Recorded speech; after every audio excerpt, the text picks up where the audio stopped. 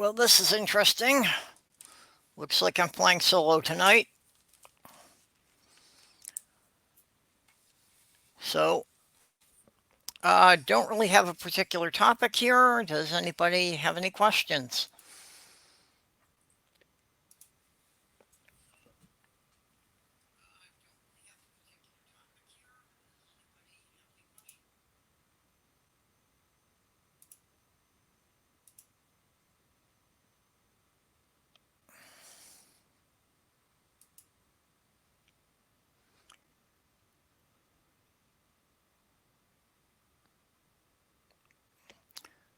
Okay, is the audio coming through okay? Since I've had nobody to test this with.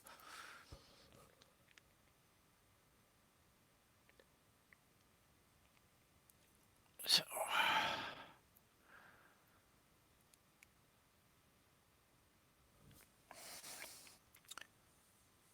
um,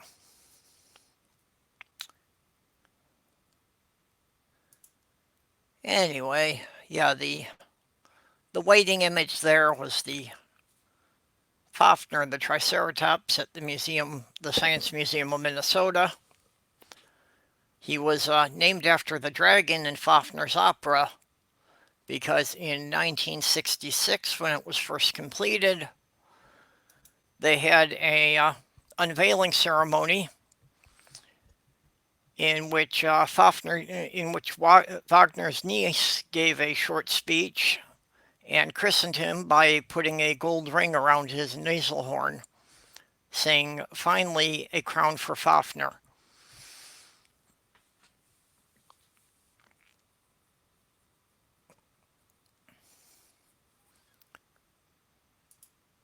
So,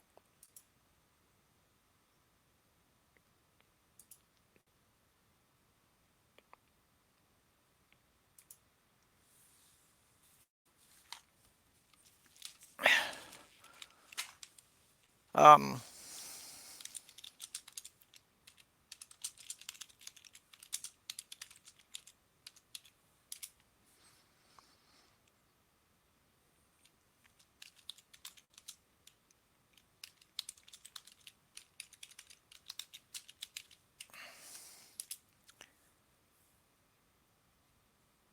yeah, I really didn't have anything prepared for going solo, so not quite sure what to talk about.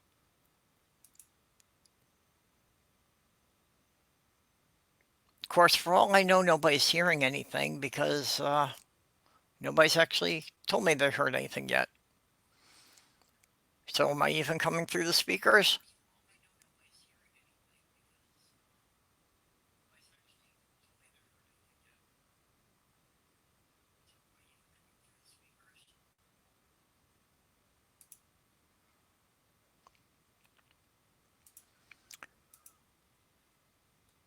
So I guess I have to forge ahead and assume this is working.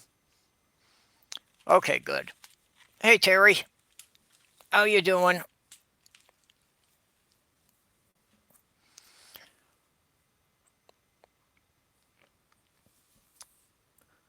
Well, anybody who wants to is welcome to jump in here and join me. I really did not have a monologue prepared, so without somebody to talk to, I'm feeling kind of lost here.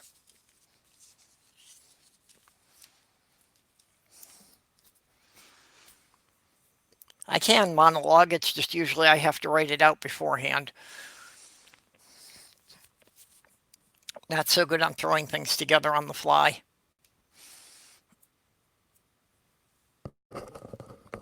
So,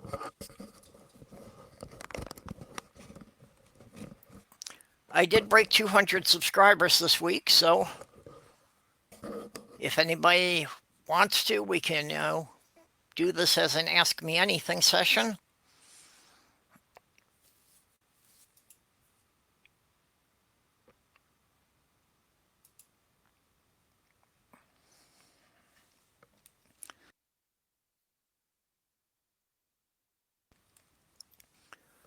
Yeah, there's likely to be some silences. I wind up muting my mic quite a bit from time to time. Usually there's other people talking to cover it, but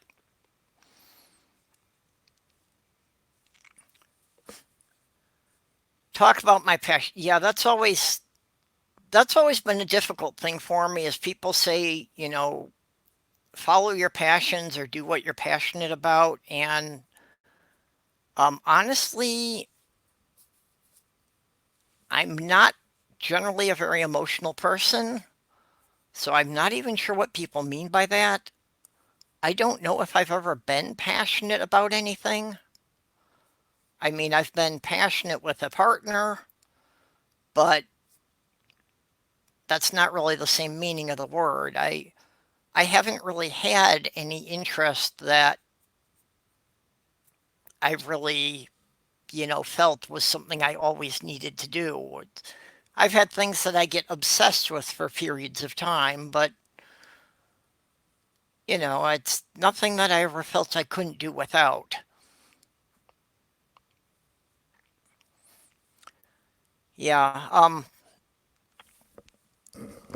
even as far as the 200 subs, two simultaneous streams? Okay, did YouTube screw that up again? There were supposed to be, one scheduled for next week.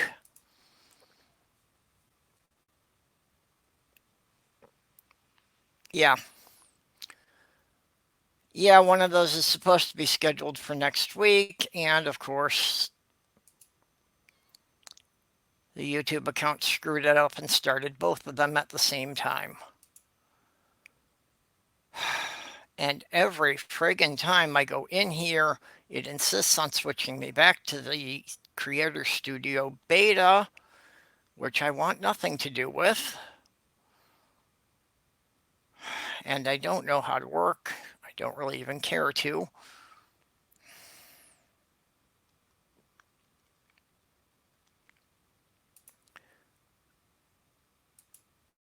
Okay,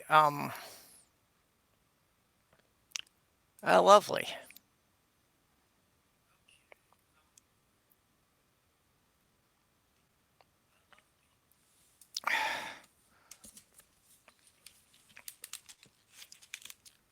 Apparently it won't even let me kill the other one off.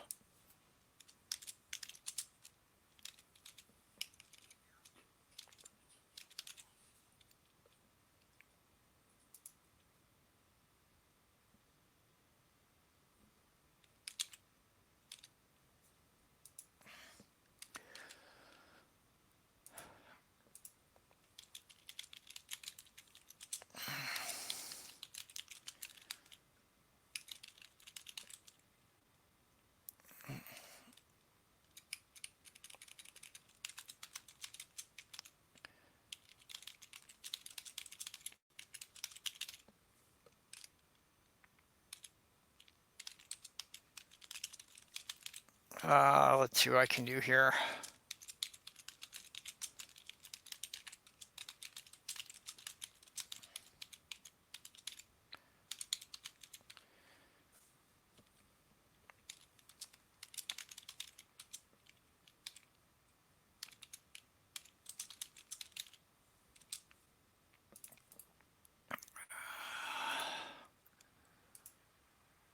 What the frig? Uh,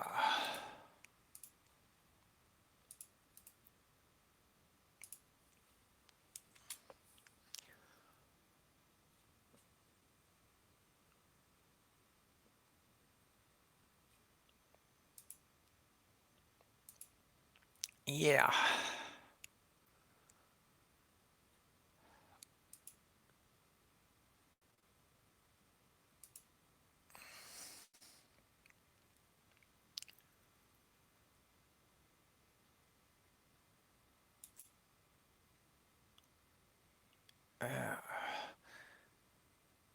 I am not seeing any way to cancel this or stop the stream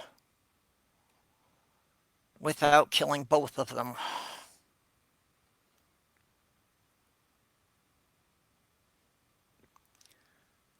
So thank you, YouTube, as usual.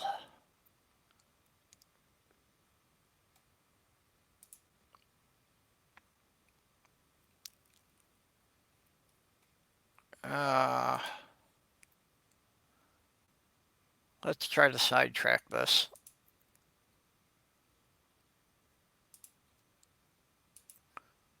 What happens if we do this?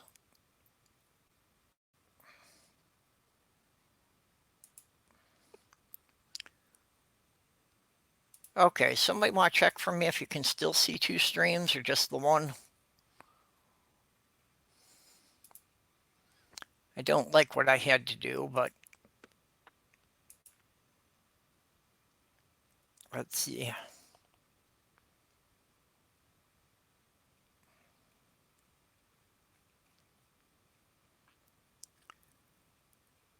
I think that might have kind of gotten away with it.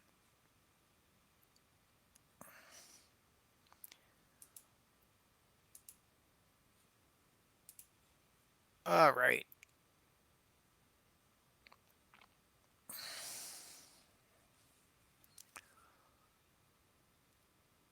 Well, you'll notice that the two streams, one said episode 14 and one said episode 15. So we should be on episode 14.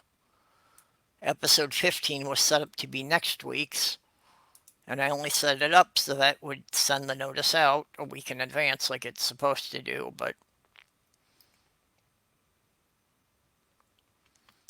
yeah, well, I didn't want to just leave it out there and ignore it, because if some people were going to one and some were going to the other, there was no way I was going to be able to keep up the side chat in two of them. Okay. So I couldn't kill it, but I managed to hide it. I'll have to kill it after the broadcast is over.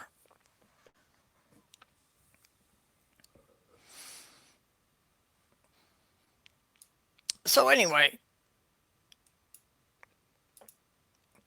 yeah, my YouTube account is messed up in a number of ways. Like, I can't use OBS because it won't pass a stream key to any other program.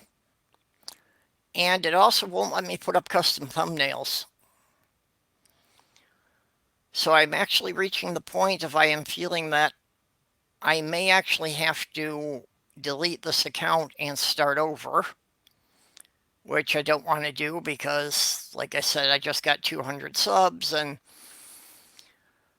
even if I tell people ahead of time, I'm sure that I will lose more than half of my subscribers. But at this point, I think that maybe my only option for getting things to work correctly, because I basically think YouTube has fucked my account over, that there are just a couple of bits that are set wrong. And of course, YouTube doesn't have any customer service. I can never get a response from them. I keep trying to send them emails about it, and all I get are responses from bots, so I have absolutely no indication that a human being has ever read anything I have ever sent them.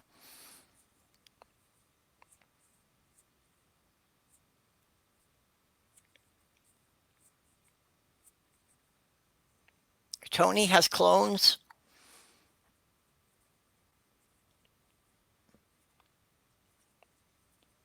I didn't know about clones, but I did say I had an army of 700 sock puppets, and that was how Nacho got his first 1,000 subscribers.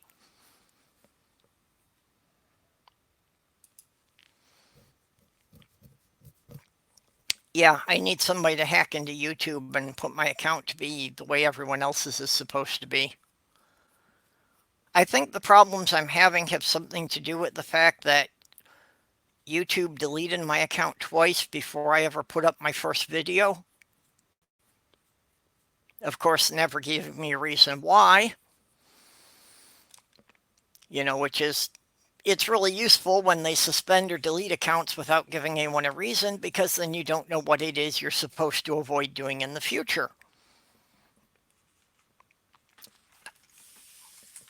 And I can't say for certain, it's all speculation on my part, but I'm pretty sure it happened because when I was making comments on other people's videos, there was a Muslim guy that was in the comment sections of a couple of atheist videos that I think I rather pissed him off.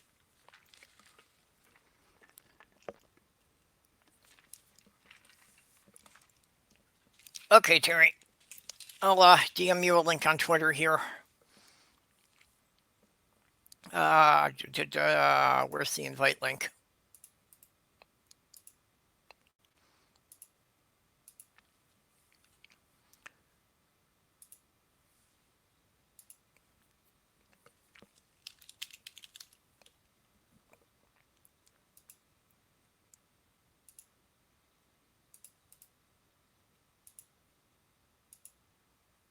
Okay, Terry, I just DM'd you a link on Twitter there.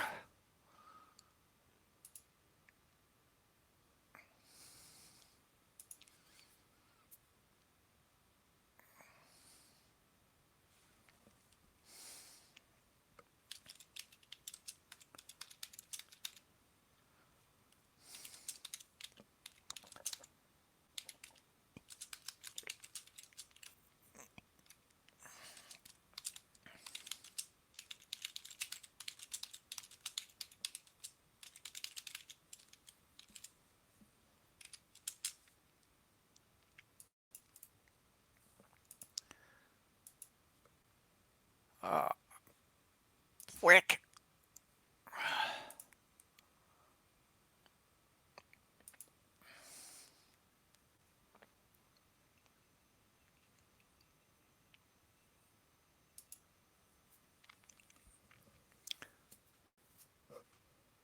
Well, Shane is not omnipresent as I haven't seen much of him around lately, so he obviously hasn't been everywhere for a while.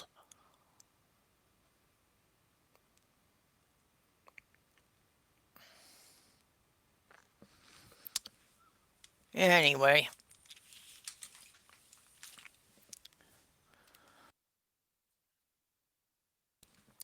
I was mostly sitting here tonight picking through some Lego sets because I've been trying to get enough parts to actually be able to build my avatars out of Lego. One of the problems for this has been that for Lego, the dark purple has been a rather rare to find color. So I just bought a couple of the Harry Potter Night Bus kits because they're made out of a lot of dark purple. So basically, I'm just ripping the kits open and assorting the pieces by colors.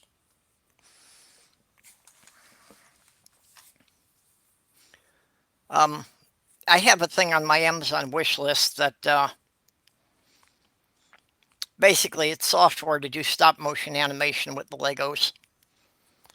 So I think that's something that would be fun to do, and I could use in some of my videos.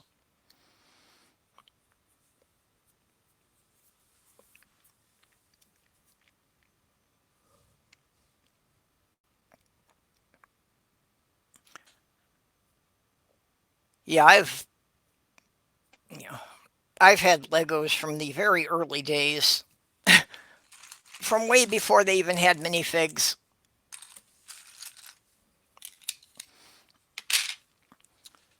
And I have quite a considerable collection, which actually I really need to thin out because I'm hoping eventually to be able to move again. And right now, my Lego collection would pretty much fill a U-Haul on its own.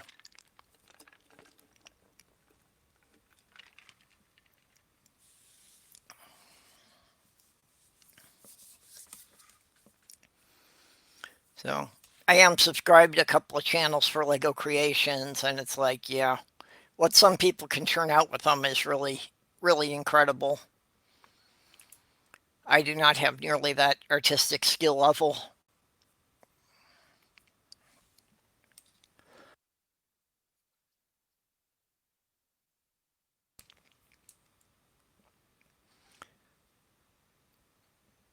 Uh,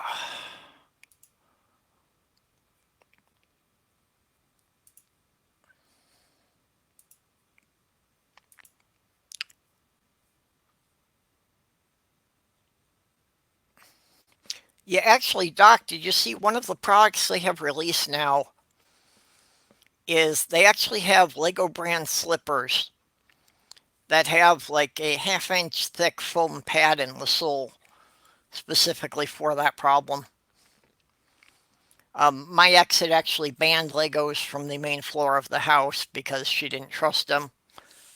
She never actually had a problem with me. That was problems she had with her kids before I moved in.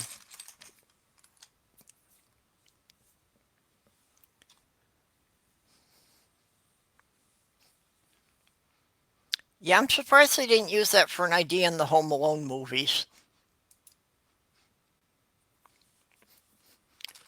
The basic Lego blocks are pretty good for that because no matter how they fall, there's always a corner sticking up.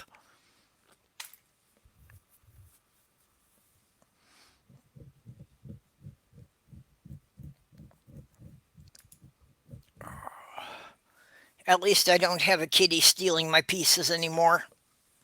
I still have a cat, but he doesn't seem much interest in the Legos. When I lived in St. Paul, my cat Tasha proved to me beyond the shadow of a doubt that cats are not colorblind because whenever I had something out like a game or the Legos, she would only steal the red pieces. She ignored all the other colors. In a pile of Legos, she would grab red pieces and run away with them and hide them behind the couch. This got to be a problem with my Axis and Allies game as she kept stealing the Russian infantry. Didn't bother any of the other pieces. So anyone who tells you cats are colorblind, they're full of shit.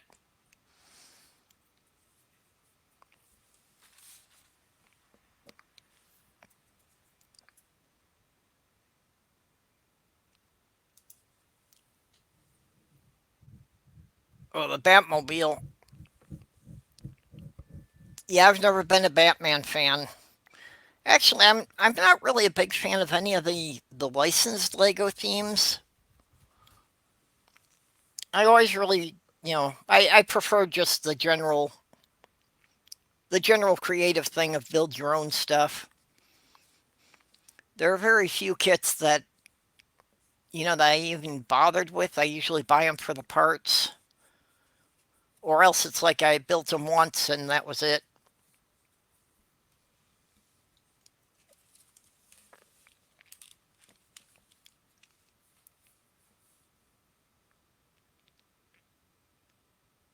Ah,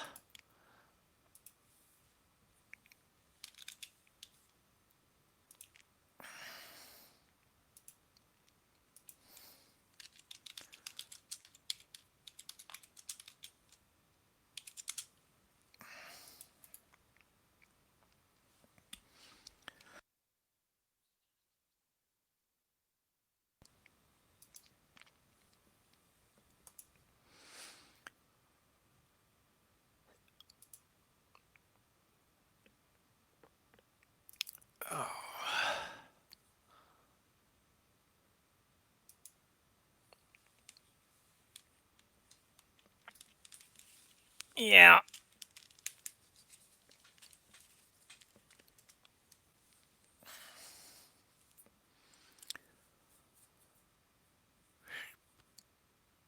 So am I that boring? Nobody's got any questions about me at all?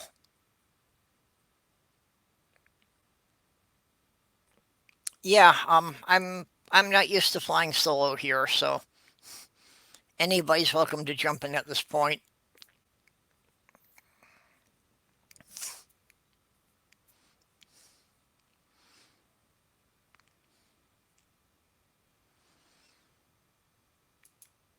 Yeah, Atheist Veteran, check your DMs on Twitter. I just sent you a link.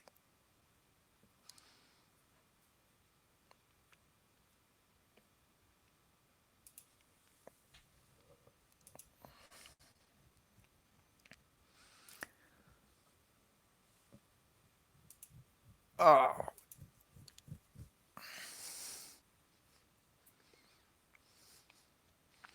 well, I said we could do this as an AMA, but apparently nobody cares to know anything about me, so. Or is it just that I've been so open that I've already answered all your questions by now? I did receive the camera Neil sent me.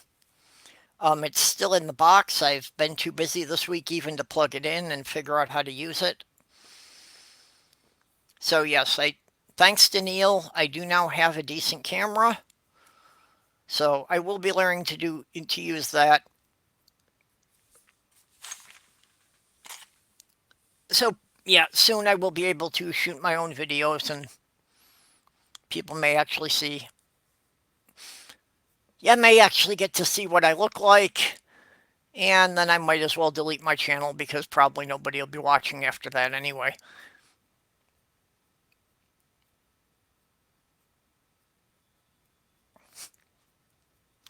Doc, have I always been a sweetie? Well, I guess that's a subjective thing. It depends who you ask.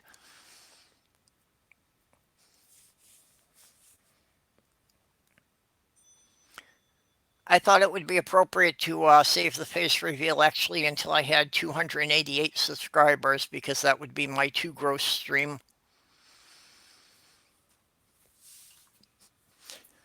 But since I've got the camera now, that it'll probably come before that. I probably won't wait that long for it.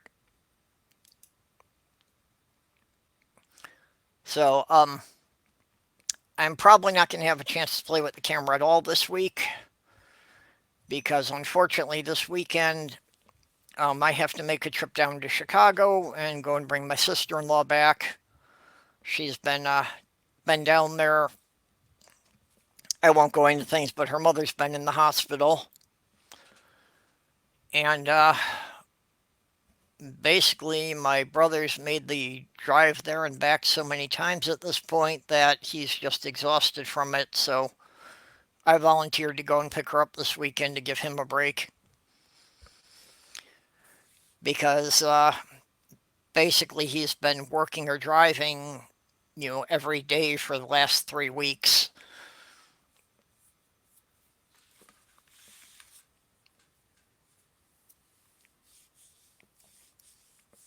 Yeah, the camera that Neil sent me is the Logitech 920 series.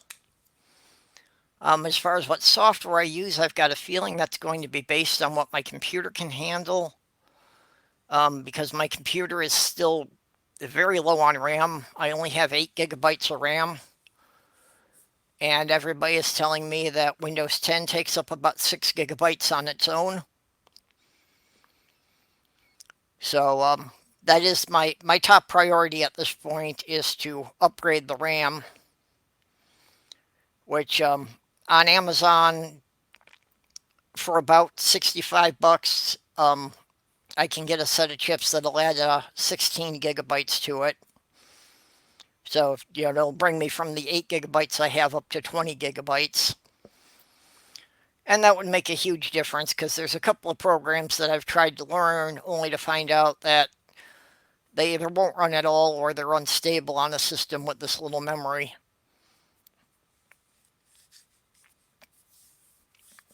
I've been trying to do even just a little bit of photo manipulation, and I find that even with that, if I just have more than 3 or 4 pictures open and I'm trying to, like copy and paste elements between them, that's enough to crash the computer. So I've been using OpenShot for the edited videos. Hello, Dave. I've been using OpenShot for the couple of edited videos I Had to did, plug in the headset. and with the amount of RAM I have, it takes me over an hour to render a 6-minute video. So how's it going for you? Oh, it's going well. Doing some new things on my channel. Well, not really new things, but things I haven't done in a while on my channel. Started my Fuck My Life streams, and that seems to be going over okay. Well, yeah, it's such an optimistic title. Well, the whole premise is that I read stories that just make you want to just say "fuck my life." I read stories, watch some news. Like for example, the rainforest is on fire. That's always, you know, a heartwarming story. Yeah, You well, know, I know what you mean. Yeah. I actually try to avoid watching too much news because it gets difficult to take, especially with all of the politics. Well, I I'm try the to watch enough to keep up on the politics, but yeah. I agree. The news is depressing, but I'm the kind of guy that likes to be aware of his surroundings. Now, unfortunately, a lot of the news on mainstream TV and whatever is not reliable. But if you look through enough, you can pick out the important stuff from each channel. yeah, that's the other part of it is that you really do have to pick through it, and you never know from any of the channels what you can really believe. Is there's no journalistic integrity and there's no fact checking anymore. They just say all sorts of shit, and you got to go and find out for yourself if any of it's true. Well, I think I've come up with a pretty good way to judge how full of shit a story is. How, I judge it by how much they cover it. The more coverage, the more full of shit, or the least amount of importance it has. Usually there's one or two stories that are important, but they won't cover it for more than just maybe a one news article buried beneath some sort of other article about Trump's tweets or whatever. Yeah, Yeah. well, that is the problem. That the stuff that is important, you'll only hear about once or twice. You hear about Trump every day, all day long, even if he never does anything worth talking about. Well, for example, is every week they post the same news articles like Trump told this many lies this week, or Trump. It's the same article every week. Okay, we get it. Trump lies. Can we get to the important shit? The rainforest is literally on fucking fire. You know? Yeah, Yeah, but it's whatever. Yeah. So let me see if I can yeah, I find. get you, and it's like, you know, it.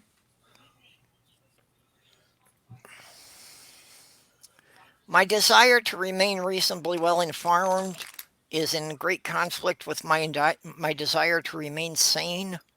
Yeah, I given up on my sanity a while ago, as you can tell from all my videos. Well,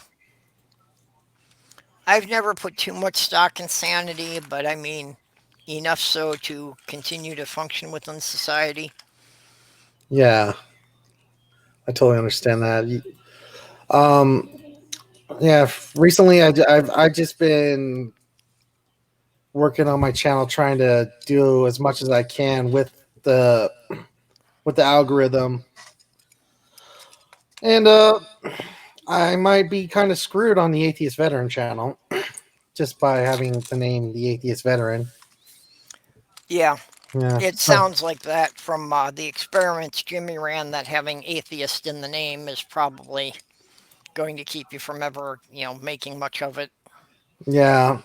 So I'm thinking about starting a new channel called the Darth Veteran, but I don't want to fucking give in to the bullshit. To the bullshit YouTube pulls on Yeah. creators. Okay, Angie's saying that you have an echo. I do, don't I? So did you forget to mute the YouTube thing? No, it seems pretty legit. Let me see my settings. Oh, that's probably what it is. It's on default mic. It's on my USB mic. There we go. Oh, I think I still hear an echo. Hmm. Well, ask the chat. No. Angie, you'll let us know if it gets any better. Yeah, Angie, please. I'm under my daughter's Minecraft account. That's awesome. Yeah. Well, Yeah. as I was saying, I probably am going to have to start a new channel myself, which pisses me off because I literally did spend a couple of months thinking over and selecting a good name because I want something that wasn't going to limit me to any one subject and yet was something that wouldn't be hard for people to spell so they could Yeah. actually look it up. Let me see. Device properties. So Yeah. so I'm kind of perturbed that it looks like I'm going to have to start all over myself. It sucks. See how to turn down my gain. My gain. Maybe if I just turn on my microphone, that might help.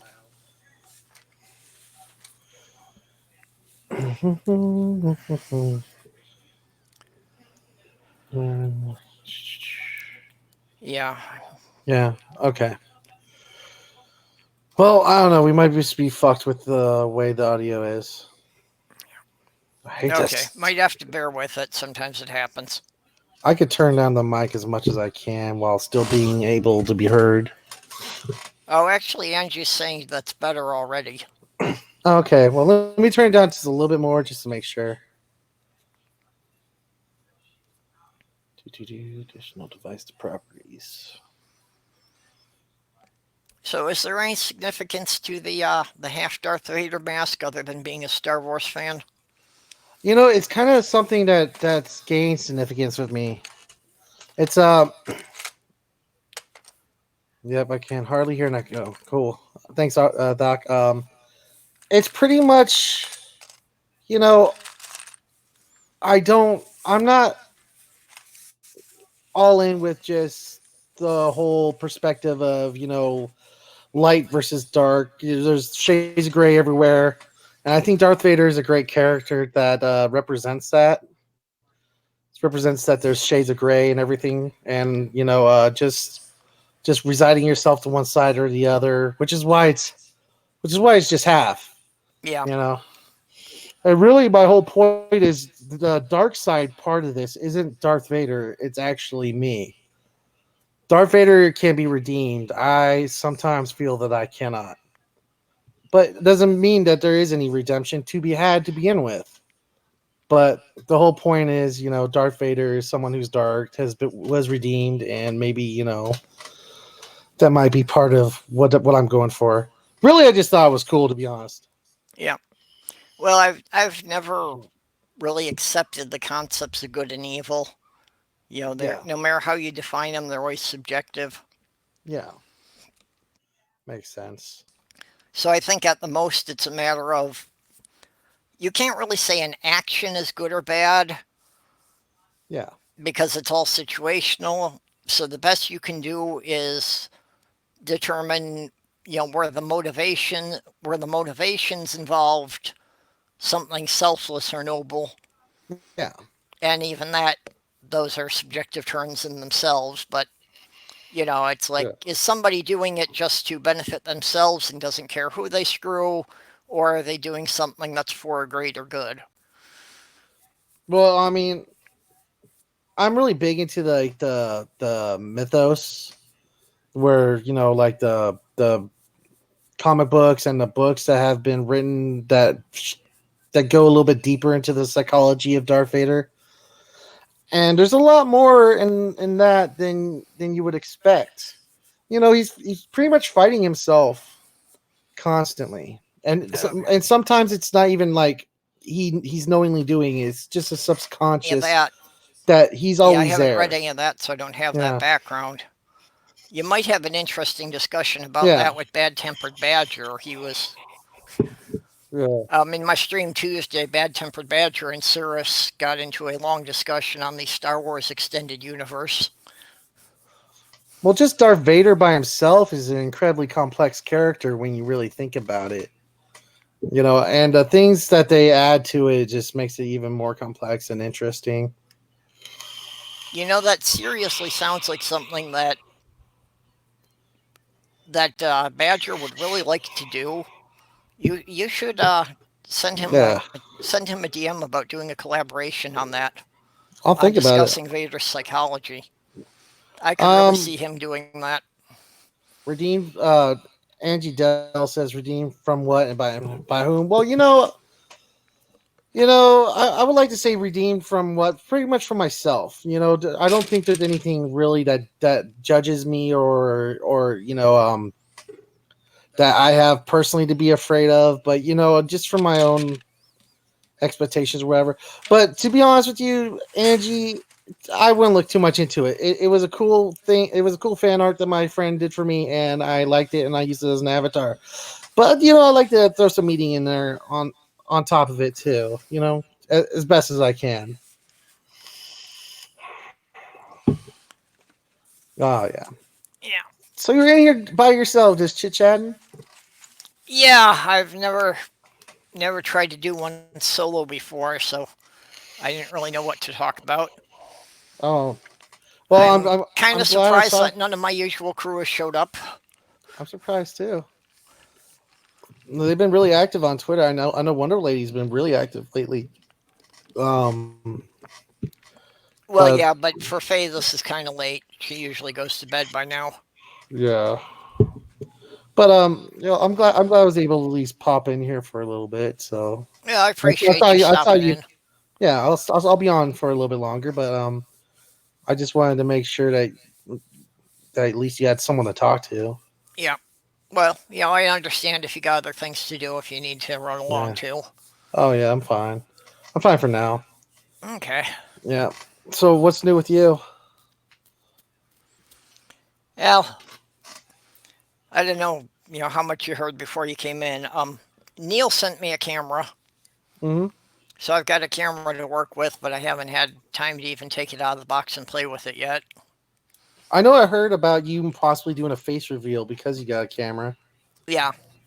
Well, I'm gonna have to get used to using the camera, and I'm gonna have to find out what software I can use with it because my computer's really tight on memory.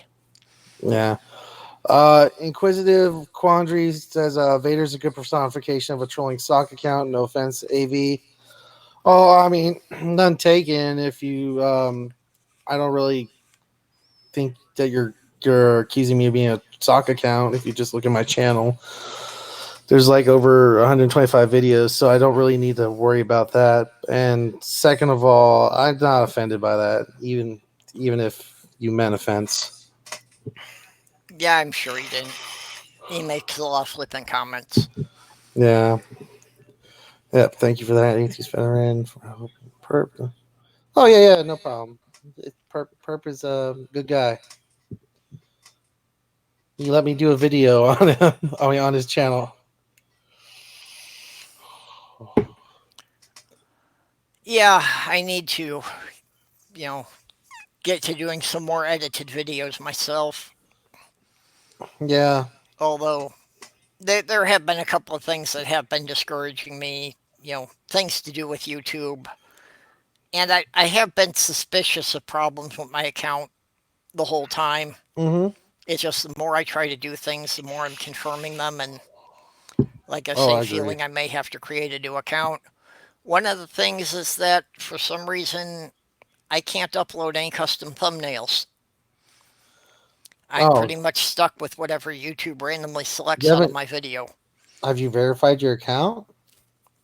Yeah, if the account wasn't verified, I wouldn't be able to stream. Oh yeah, However, even though I've been streaming for 3 months, if I try to connect any OBS to it, it says this account is not verified for streaming. that's fucking weird. So, yeah, that's what I mean. There's just something screwed up in my account, and I can't find any way to fix it. So, I think the only thing I can do is delete it and start over. Yeah. Well, a Oh, lot of us are having that problem. hello, The Aussie prospect. Aussie Perspective. I think that's Terry Davis. Terror Davis. Yeah, like I don't know what's going on with YouTube, but it does seem that there is a big problem with how they're choosing what content to promote. I think it's personally, I think it's unfair because we don't get to see why or how or what we're doing to justify our videos not getting promoted and other videos getting promoted. There's a lack of transparency. Yeah, well, I think it is mostly that YouTube is afraid of promoting anything that might make an advertiser cringe a bit. And I'm fine with that, but at least tell the creators so they can adjust. Yeah, What they're doing wrong. but I mean, as far as anything that says atheist or LGBT that they're trying to steer clear of because they're afraid that they might lose an advertiser for it. Yeah. You know, despite Uh, the fact that basically YouTube is only what it is because it's been built on controversy from the beginning. they don't see it that way though. And plus, it's not the owners of YouTube that grew YouTube to what it is. Google took over YouTube at its prime. Yeah. So they didn't have any part in how it was or how it became so popular. And so I don't expect them to realize why people are upset.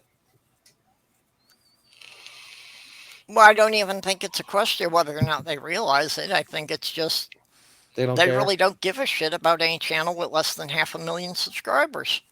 They really do. I mean, they really don't. They're in it for the money, and unless you've got a 500,000 subscribers, they're not making enough money off of you to make it worth their time. It's called Disneyfication. Yeah, Yeah, that's exactly what it is, though. you know. Well, and again, they don't get the concept that for them to continue to get new channels, they have to have a way for small channels to grow. But, Yeah, they're going with the corporate channels. They're going with, the the safe CNN channels. and, the networks that can afford to put the money up front for all the big equipment, and Hmm. come out full blown with producing, channels that are putting out 10 videos a week right from the start. I'm here Yeah. now. I was just playing around with my avatar. Oh, there you are. Okay. Ooh, yeah, I was there. wondering why we weren't hearing anything from you. Yeah, I'll tell you, I was focused on trying to sort that out. I had it working with someone else's live stream, but it didn't work when I came in here. I thought it'd follow on from each StreamYard live streams, but it seemed it didn't. Unless I mucked up my computer. I was trying to fix up something and I lost all my saved things. So that's what it'd be. Mm. Simple explanation for a simple problem. You know, um, this is my first time doing StreamYard, so Yeah, I'm still working out what to do with my live streams. I've been playing around with Discord. It was going all right there for a little while, and then I was able to live stream the YouTube video. I'm hearing an echo. I don't know. Is it mine? No, it's not on mine. I've been noticing echo on mine as well too. Yeah. Yeah, Okay. Angie had mentioned that there was an echo. Yeah. Yeah, Um, and YouTube wouldn't allow the sound. No, Discord wasn't letting the sound go through. I'm running through OBS, so that's how I've been streaming that way. But Discord's mucked up for some reason. It's not allowing the sound to come through. So last Wednesday night's show was a bit of a fiasco. But I'll I'll bear through it and try again on Saturday. yeah. I've been doing my streams on OBS, but if I want to have more than one person, I just have to use some sort of third party thing. Yeah. Angie Nope. says she's only one subscriber short of 50, so if anybody's not subscribed to her I already, got go her. there. I got you, Angie. Yeah, I'm getting close to 100, so Woo, not a 50. I'm getting there for some. I'm slowly but surely. Yep. Yeah. I've I have a Discord account set up. I find it confusing as hell. I just really It haven't takes figured out how to use it for much of anything. Discord is one of those things that kind of takes practice. I had Oh, a I had a Discord for my Knights my Star Wars The Old Republic account for my clan, and I kind of learned a little bit about it from that. But yeah, I don't know how I would do a stream on that. Well, part of the problem I have with Discord is I feel I don't even understand half the terminology people are using. So it's hard to ask questions when you don't even know the right vocabulary. I know I was yeah. on a Discord and there was a lot of furry porn. Well, I've only set up my Discord just plain. It's not nothing fancy, but it's got the Aussie flavour, so it, it helps out anyone that doesn't know about Australians that well. They can come in and listen and talk to us Aussies. I've talked to a lot more Aussies in the past couple weeks than I have in my entire life. Well, actually, I had started off this midnight stream mostly for the Aussies because they were saying that, the time everybody was streaming at didn't work for any of them. Yeah, this time of day is fine for me, except if I was working, it wouldn't be like daytime. Yeah. But I'm Yeah, not well, that's, working. I understand it's like middle of the afternoon for you there now, huh? Yeah, 3:49. Yeah, 10 to 4. It's also winter over there. Yeah, yeah, but we haven't had a real wet. Been cold at the night time and a bit of a wind blowing at the moment, but it's been very dry, like where I am anyway. That sucks. No one likes a dry winter. Yeah, Melbourne, and Victoria get a little bit of the rain at winter time, but we've been getting a dry winter. Mm. And yes, there is much furry porn. Tony, I totally agree. There is a lot of furry porn on Discord. Yeah. I've been on DeviantArt, so Yeah, I don't think you come up with too much that would phase me at this point. I've seen too many things that I would rather have never seen. it was weird when I got on Discord because every room has like a not safe for work uh, area that you click on. Hmm. That's where everyone just randomly posts like their dick pics and shit. And I'm like, why? Yeah, I think I'm been pretty free of that on mine. I haven't had the need for a not safe for work one. I haven't taken a dick pic in like fucking 10 years.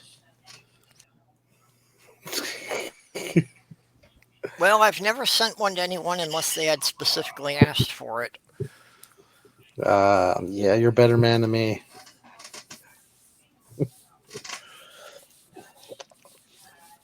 We all make Yeah. mistakes. Well, you realize I had to qualify that, but Angie says she's too old to know what it is. Be Yeah, thankful. I'm getting to that age where I don't care. Yeah, me too. Even when it comes to stuff I usually enjoy, like video games, I'm just like, nope. I don't No. mind some video games just for the entertainment value, but I don't. Some people just get into the younger ones. I notice really get right into it. The certain types of ones like World of Warcraft or whatever it is. Oh, that's not what you said. Okay, my bad. I'm old. I know what it is. Oh, okay, my bad. My bad, Angie. I'm old. My eyesight's going. So give me a yeah. break. Well, I know a lot of the online role playing games and that, it just seems like they become a chore. That if you Yeah. don't get on there every single day for at least a few hours, you're just going to get the shit kicked out of you. Yes. Exactly. And it's like, yeah, I don't want it to become a chore. If it's going to be an obligation that I've got to do it every single day, I'm not interested. This is why I don't like joining clans and games like that. Because then you have the clans like, oh, why weren't you on? I'm like, bitch, why are you telling me what to do with my time?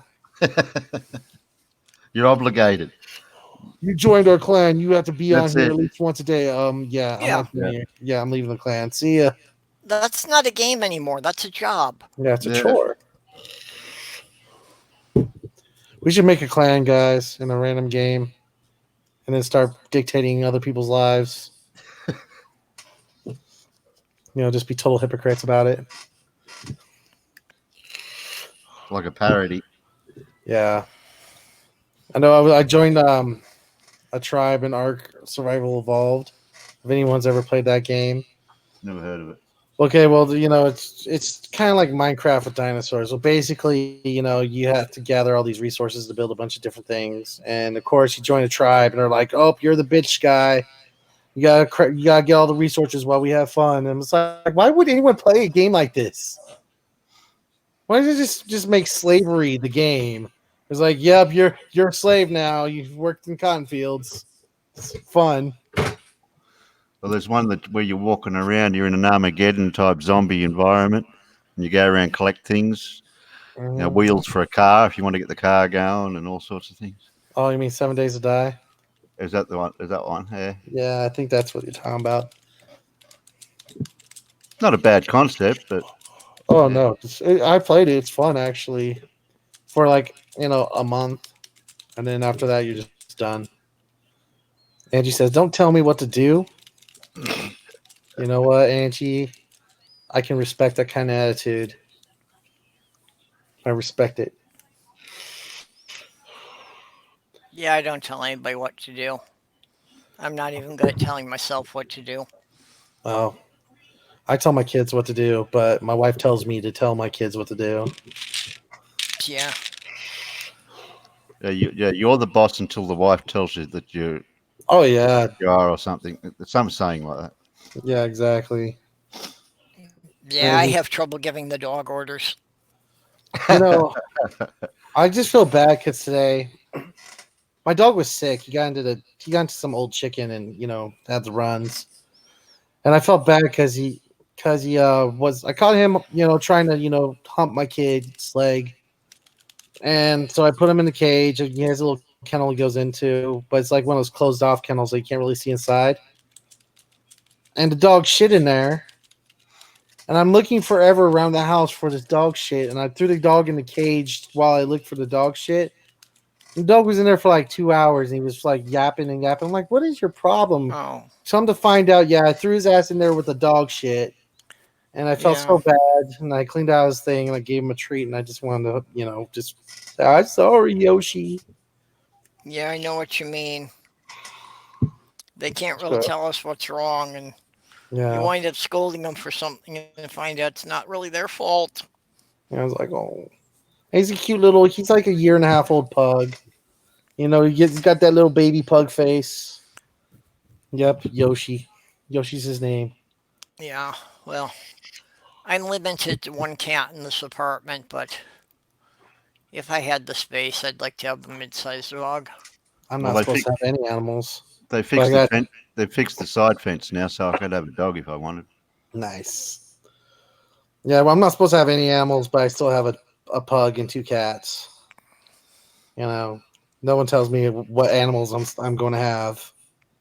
Well, But here it's building policy that each apartment is limited to one animal, and I would hide. I think it says something like not over 20 pounds or something. I would hide my animals like Anne Frank in an attic. So how's I everyone? did the exact opposite of hiding mine. We were letting our cats, run up and down the hall just to let them get some exercise, and we got in trouble for that. Yeah.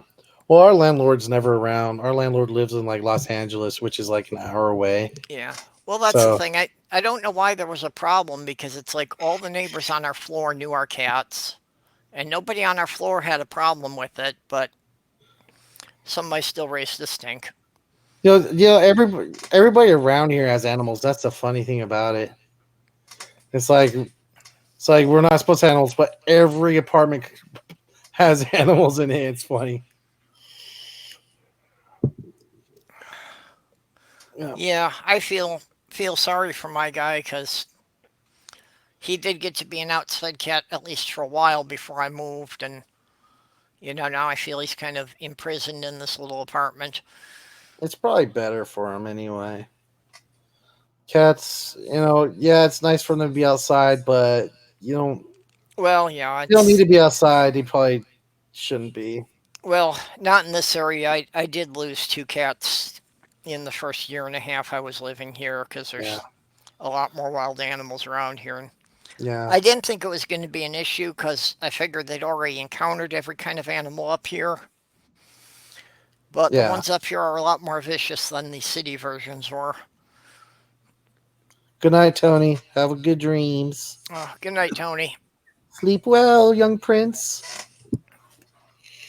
Or is it sweet prince? I don't know. Sleep well, something. I don't know. Aussie perspective, do they let you have wallabies in your apartment complex? No, I don't live in an apartment. I live in a house. Or you live in a house? Well, geez, aren't you the king of Australia? Well, then it's more like a concept of can you keep the wallabies out of your yard? Yeah. Actually, there's none around where I am. Ah, They're more out west. I'm more in the suburban area. Wow. yeah, I have to say I don't know much about the geography or the climate around there. I know it varies quite a bit from one province to another, but All I know about Australia's geography is that Australia looks like a pancake. That I have fucked up. Well, I know it's about the size of the continental U.S., so I figure they must have the same range of climates. Yeah, probably. Do you guys like have to deal with like the sun not setting at weird times? Like, I lived in Alaska, and during the summertime, the sun would not go down. No, It just, we're a bit north of in that way of our what do you call it, latitude. Yeah. yeah. I I'm learning. Yeah, I Yeah. think the main difference as far as climate goes is that Australia doesn't really have much of any inland rivers. No, not no big rivers. No. Yeah, so that's the U.S. We don't have quite as big a desert area because of the Great Lakes and all the rivers that run all over the place. So most of the states have a decent amount of water running through them. Nice. I know our Lake Air and around that region's filling up with water for the first time for a long time. That's in the middle of South Australia. Hmm. Oh man. Ugh. Yes, So country Australia does exist. it I does. get I get I get paid to say that. It totally exists unless the Earth is flat. Then it doesn't. Well, no, Australia is on the bottom side of the flat Earth disk. That's why the only way to get around the edge are the black helicopters, because they're part of every conspiracy. Yes, and that's why we must go to Area 51 Yeah. and Naruto Run. Oh, that already happened. Yeah, that's Has that been and gone? That the meet Yeah, up that that we're was, going to try to do. I think that was the 20th. It was supposed to happen, right? I no haven't heard. No, I September. didn't. It's I Oh, next didn't. month. it's Oh, next next month. month. Oh, Oh, okay, we got time. I'll start in Yeah, my ninja stars. yeah, because I mean the guy who started it went on TV and said it was all a joke and everything, but I'm sure there's going to be at least a few hundred people that are going to show up there. Oh yeah, Yeah. he's opened Pandora's box. There's no And there's no closing it. I'm just hoping that they can manage to disperse the crowd without anybody getting killed. I'm sure that's the first plan, but I can tell you straight up that Well, at least if they've told Area 51 when they're coming, so they can hide all the aliens and the spaceships from You them. dropped out, Terry. I'm still here, aren't I? I can hear you. Yeah, but I think you kind of cut off in the middle of your sentence there. Oh, okay. I said Area 51's got time now because they let them know what time that they were going to go and the date, so they're going to hide all the Yeah. spaceships and all the aliens. Yeah, and that was the stupidest thing about the whole thing that, the people who actually believed they were going to do this is if you give the Air Force 2 months' notice, what do you expect to find besides empty warehouses when you get there? And will they actually get onto the property? Well, that's Well, what I'm saying. Even if they did, anything that they were at all concerned about hiding, they would have moved to other locations. Yeah. they would have known anyway. Even if they try to keep it super secret on the down low, Area 50, the people Yeah. they would have found out. Yeah, I'm just the people who believe in these conspiracies, their capacity for consistent logic seems to just be lacking. If they think any of these things through logically, they tend to fall apart pretty quickly. I could kind of respect Area 51 conspiracy theorists a little bit more than other conspiracy theorists because there seems to be a little bit more of an attempt to have evidence of anything. But other conspiracies seem to just provide zero evidence while dismissing every bit of evidence to the contrary of their belief. But anyone can bring up a conspiracy about anything or any organisation Yeah, once anyone else agrees with them. I'm not saying that they don't do that. I'm just saying that the Area 51 conspiracy is just a teensy bit, a little tiny bit more credible, which isn't saying much Yeah. Well, than everything Area else. 51, I can understand where it started from at least. Mm-hmm. Because back in the 50s and 60s, they actually were experimenting with a lot of strange aircraft there. Yeah. So I can see that some people would have seen, things that looked like no plane they had ever seen. And I can see how they, could have jumped to that being extraterrestrial, I mean, shit. especially because around that time period there was a lot of hype about that of, everybody was seeing flying saucers coming all over the place. Well, can you imagine being living in the 50s and seeing a B-52 bomber for the first time? You know, it would look like it would look like a spaceship. Well, Well, even it's actually, any jet aircraft that was Yeah. being developed, and anyone's looked up and seen it Mhm. flying past, they'd think it was some sort of alien ship. yep, Yep. that was actually one of the things that they were one of the first jet bombers they were testing at Area 51. Hello, Pirate Kitty. And just to throw people off, anytime that they had it on a truck or were moving it, they actually had to put plywood propellers on it Mm-hmm. just Okay. because people couldn't get the idea of this being an airplane without propellers. Yeah. The Air Force brought to you by IKEA. Hey, Pirate Kitty. Argy meower.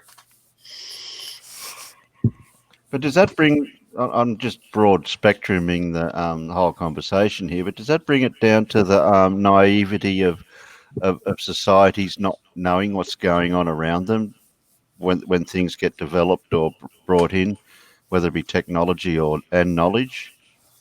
I don't know. I think people just like making their lives a little bit more exciting than what they really are. Well, I mean, during the Cold War, of course, the government was being very secretive about the technologies they were developing. That's true. These days, not so much so, but, corporate espionage is still a big thing. So even the corporations developing new technology, that they don't want their competition to know what kind of thing they're going to be putting on the market next year. Yeah. They don't want somebody else to beat them to market with it. And since we have the internet, like well, since it's been around, I suppose, do you think the conspiracies and all those type of things have become worse, or just more out there with knowledge of people can see into certain conspiracies and get a bit more information and make their own mind up? I think it's a little bit both. I What think with the internet that the conspiracies have gotten around more, just because before it would be like one or two weirdos in a town talking about it, and now they can link up with people all over the world that have a similar idea. So just the fact that they can create communities around these things, I think, has actually, led to really more people believing in them because the people who are, like unsure or the people who don't really know what's going on, it's a lot easier for them to get convinced if they, see that there's a group of people talking about it rather than just one or two individuals. and how many of those people are actually utilize the internet in that context of where they gather information and convey it to other people? Is it just word of mouth, or are they doing it in other ways? That'll be interesting for some, because I know some people are so set in their ideologies and their beliefs. Okay, They don't IQ, I just dropped you a link. they don't want to expand their knowledge on what they know. They just stick to the narrative and don't want to expand on it or even take in any questions of could this be right or not. Well, and unfortunately, with the algorithms controlling things, like YouTube and Google, that they keep suggesting similar things. So that kind of feeds into it that if somebody's, searched for it a couple of times, then their computer's going to keep suggesting to them anything similar or anything new that comes up on that topic. Hmm. Well, So it, that's it what, gives yeah, the impression that there's a lot more information about it out there. yeah. Well, that's what's happened with some of these discussions people have had with these flat earthers, for example. They'll cite other flat Earth videos and YouTube channels and research that other people have done, but they're only the YouTube flat earther type people that they're citing it from, Hmm. and it's just going around in a circle. That's they're just Yep. copying each other's type of information. Well, and even before the internet, I found a very similar experience with that. As a teenager, I really got into the cryptoids, the Bigfoot and Loch Ness monster and all that. Yeah. And I actually spent years researching the Loch Ness monster, and it's like, yeah, I was like using interlibrary loan to get books from other libraries and everything. So it's like, yeah, I found, like 50 books on it. But when I actually started comparing the sources, I found that basically all of these 50 books were based on the same three newspaper articles, Yep. or the books were based on each other, which were based on the same newspaper articles. That's So it was what people reading these books that were writing a book on the subject, that there wasn't really any new information in any of them. that's what seemed to be the case with the Mothman prophecies. Um, Yeah, it's all the same people telling the same story, the same news articles, but you would think there'd be more information put out because there was a lot more people involved in what happened, but there's not. It sounds like the Bible exactly. yeah. Well, but the Bible had 2,000 years for the legends to develop. Yeah. Well, the funny thing is that there's no other sources. Really, it's like, especially in the story of Jesus, you think there'd be some sort of records of the Roman military detaining or torturing or killing someone named Jesus, or their Yeah. problem with him. You Well, know, and Jesus actually wasn't that uncommon a name. it's really not. But the first mention of Jesus happened like what, like 50 years after his supposed crucifixion. Well, the That's first of the Gospels was supposed to have been written like 40 years after his death. Yeah, and how is that? How is that? As you know, does crucifixion happen and then someone rises from the dead and you only write about it 40 years later? You Yeah, know, especially in an age when not many people live to be 40 years old. but that's not even the case because they didn't say anything about him rising from the dead 4 years later. The first time of any of Jesus having any supernatural ability was like 120 years after, Yeah. something like that. Yeah, so it's like the chances that anybody who could have witnessed the execution being alive when the first account was written is extremely remote. Yeah, and it just seems like if that actually did happen, somebody would have written about it, like at least right there and then. You know? Yeah. Well, and that's, that the people who try to support the Bible keep saying all these historical figures that are mentioned in the Bible, but they Yeah, don't seem to get that it doesn't go the other way around. That these historical figures who wrote lots of shit never mention Jesus. hmm That if they were alive at the same time and Jesus was upsetting the Roman Empire this much, shouldn't somebody else have written about him? somebody of authority, because Yeah, someone's had to keep records. I mean, there's a reason the Roman Empire lasted as long as it did. It did keep meticulous records. yeah. So why isn't there a record from, any of the people in the Roman army about, hey, there's this guy called Jesus who keeps causing trouble for us?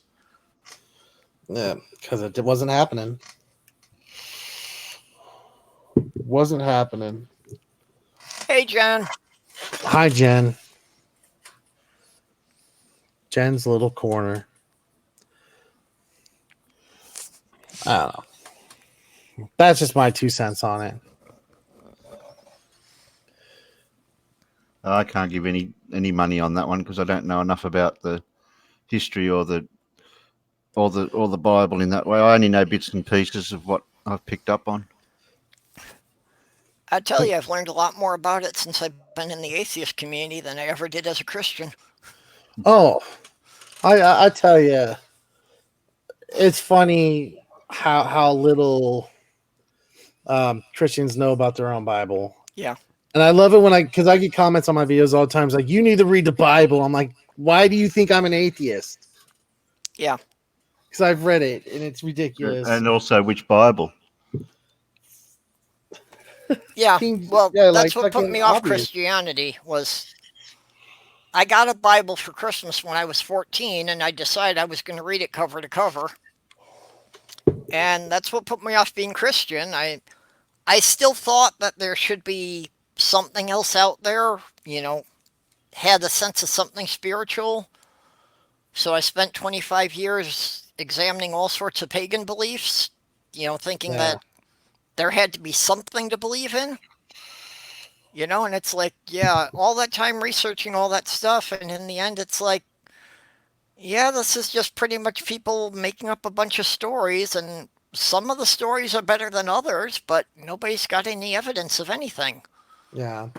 Well, I never said that the Bible doesn't have a few good stories in it, but it sure does have a lot of fucking bad stories in it as well. But the thing is, my first time reading through the Bible was I was having a hard time my first deployment, and my my my team leader, who's always been trying to figure a reason to convert me, saw it as an opportunity to give me his Bible and tell me to read through it. And after reading through it, I was just like, "Yep, that's bullshit." Just I don't know. It just seems like I want nothing to do with it. That's all I'm saying. Yeah, it could have benefited from a decent editor. Yeah, I really could have. I like comparing the modern some of the modern verses compared to the one before the King James, the first one before King Mhm. James. That's the Yeah. one that one's got a lot of Hey, Jen. differences between the Hey, two. Jen. Hi. Hi, Jen. Well, see, that was part of my problem that when I was reading it, the community I lived in was 85% Jewish. So when I was reading this stuff and trying to talk to people about it, 4 out of 5 people I was talking to had read it in Hebrew and were pointing out all the translation errors. Mm. Yeah. And that's the other thing is it's not reliable anymore.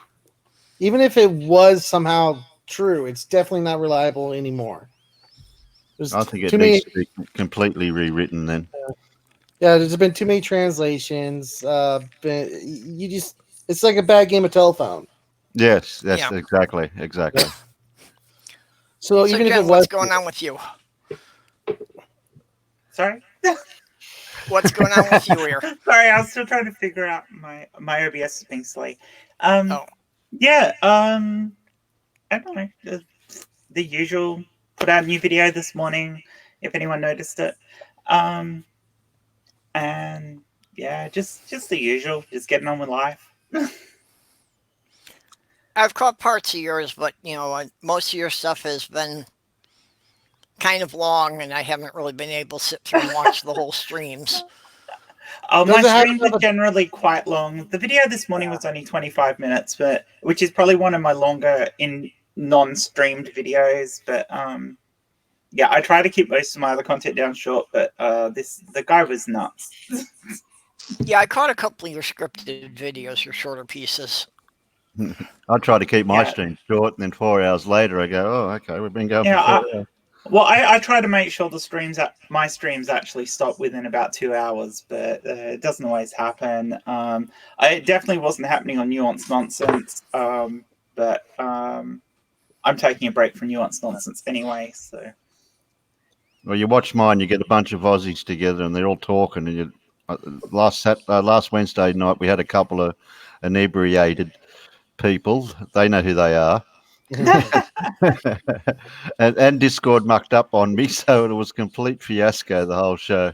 so how are we not all doing stuff together, being Aussies? So I don't know. I've only been recent-ish on the internet and live streaming. Terry's been around a long time, usually in the side chats, but Yeah, hasn't really been running his own channel for very long. Mm. Yeah, it's only in development. Yeah. Yeah. Hello. If you're wondering what's happening with me aside from my own stuff, I'm doing Down Under Discourse with Osman Kamath and Navadia and Notch Witness. It's a channel the four of us run together, which is basically just discussion stuff for Aussies to jump in on. We bring in Americans and UK people as well, but it's mostly an Australian-led discussion thing on YouTube. So, Well, if you check out my Discord, that's yeah, where you'll see the flavour and the theme where I'm coming from towards to my YouTube streams as well. cool. We'll have to do some joint YouTube stuff where we visit you guys and you guys visit us. So because that would Okay. be if we can get a shitload of Aussies together, we can have so much fun. People don't get the rest of the shit like we Aussies do. No. Well, that's why my name fits perfect with what we are. Yeah, the Australian perspective, the Aussie perspective. Yeah. That's awesome. Yeah, that's what we've been pushing for. Get more Aussie creators together because there's so few of us. We just kind of have to support each other and get together. And sometimes it's really hard. I mean, it's great with Purple doing these midnight shows because they're midday for us, but it doesn't necessarily work out. Well, I stream our time about 9 o'clock at night, and that's very early hours for Americans, and it's in the daytime for anyone over in Great Britain. So, well, aside from the kerfuffle that happened between May and Sarah over the weekend that caused major issues, my main thing for stepping back from nuanced nonsense is just the time difference. It's just so hard for me on a Monday morning to have to get up for an early morning show and just write off a whole Monday morning. It's not a good day to write off for me. So Yeah, well, that's pretty much. I've never had a chance to watch any of Terry's when they're running because he's the wrong usually time. starting when it's just about sunrise here, and that's about when I'm going to bed. Because Osman and I have a bit more flexibility than Navadia or Notcha have, we're hoping that we can do some streams in time frames that suit people in the UK and the US as well, so that we can get more discussion in on. Like we did one on gun control the other night, and we managed to get in Doc and Jay, so to talk about it as well. So that was kind of interesting. well, if you talk to Notcher about anything, he can always DM me through Discord. I've got him on the Aussie perspective in Discord as well. He hasn't been in there lately. Notch is good fun. We always give him shit for his tattooed penis. Wait, not your witness says a tattooed penis. No, what he's got is he's got a picture. He's got a drawing of himself that looks like the penis is tattooed on. Oh, as in it's not a real penis, and we just give him shit for it. But as he said, if you say tattooed penis, people just think he's had his penis tattooed. Well, I'm gonna bring that up next time I talk to him. Yeah, we just like giving him hell. He's on the Geek Room a lot, so maybe if we're on the Geek yeah, Room no, not sure is awesome. Yeah. So, yeah, no, we'll have to do some join up stuff with the Aussie creators, Aussie perspective. It sounds like great fun. Oh yeah. Sorry for taking over your stream, Purple. That's fine. I got tired of talking. Oh no problem. No problem. Oh, who? Purple? Oh, is he here? Sorry. You fucked up if it just randomly changes to her channel. It's like, oh. You know we love you, Purple.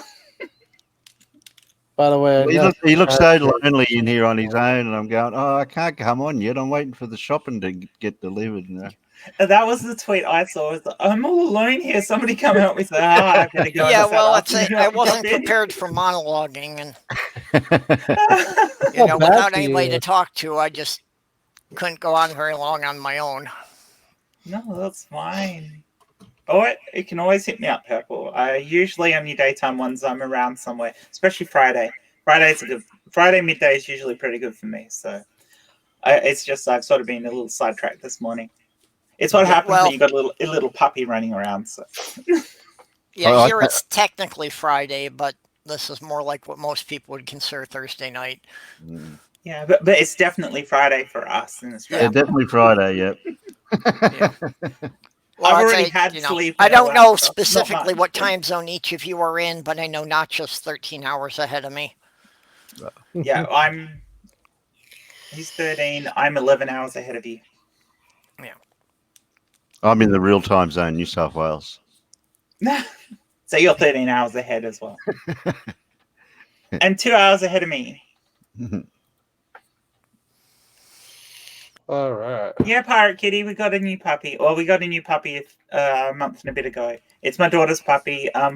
It's going to be trained as a care animal for her because she suffers from social anxiety. So having a pup to support her is a great idea. Ah, Is it okay if I drop me Discord stuff in the side chat? Inquisitive. yeah, I was Connie? just Please going to do, tell you to please do do. that.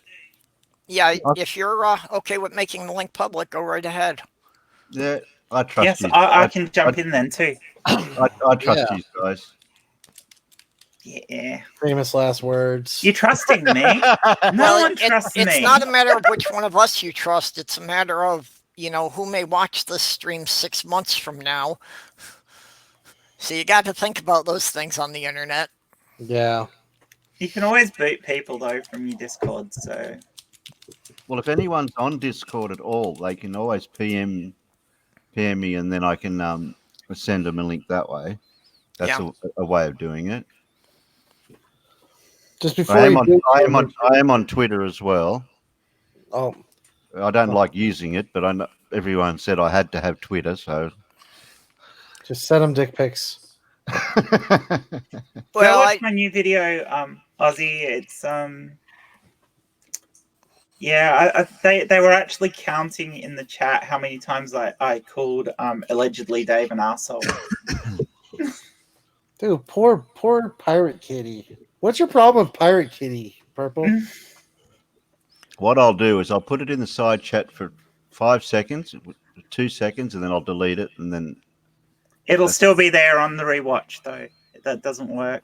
Oh, that doesn't work. Okay. Yeah, if they pause the stream, they can scroll through and find it. So Yeah. I'll put it in. I'll put it in the internal chat for now, and then anyone yeah, else, jump in there and then I in can the jump side, in. and anyone in the side chat can find me on Discord. They can send me a DM. I'll send you the Down Under Discourse one as well, so you can join that too if you want to. Because we've got as well. Where are we?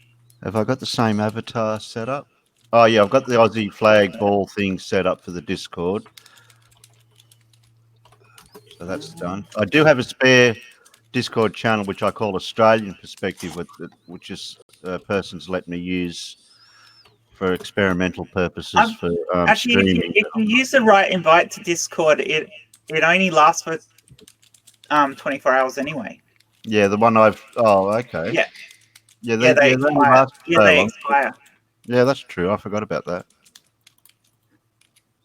So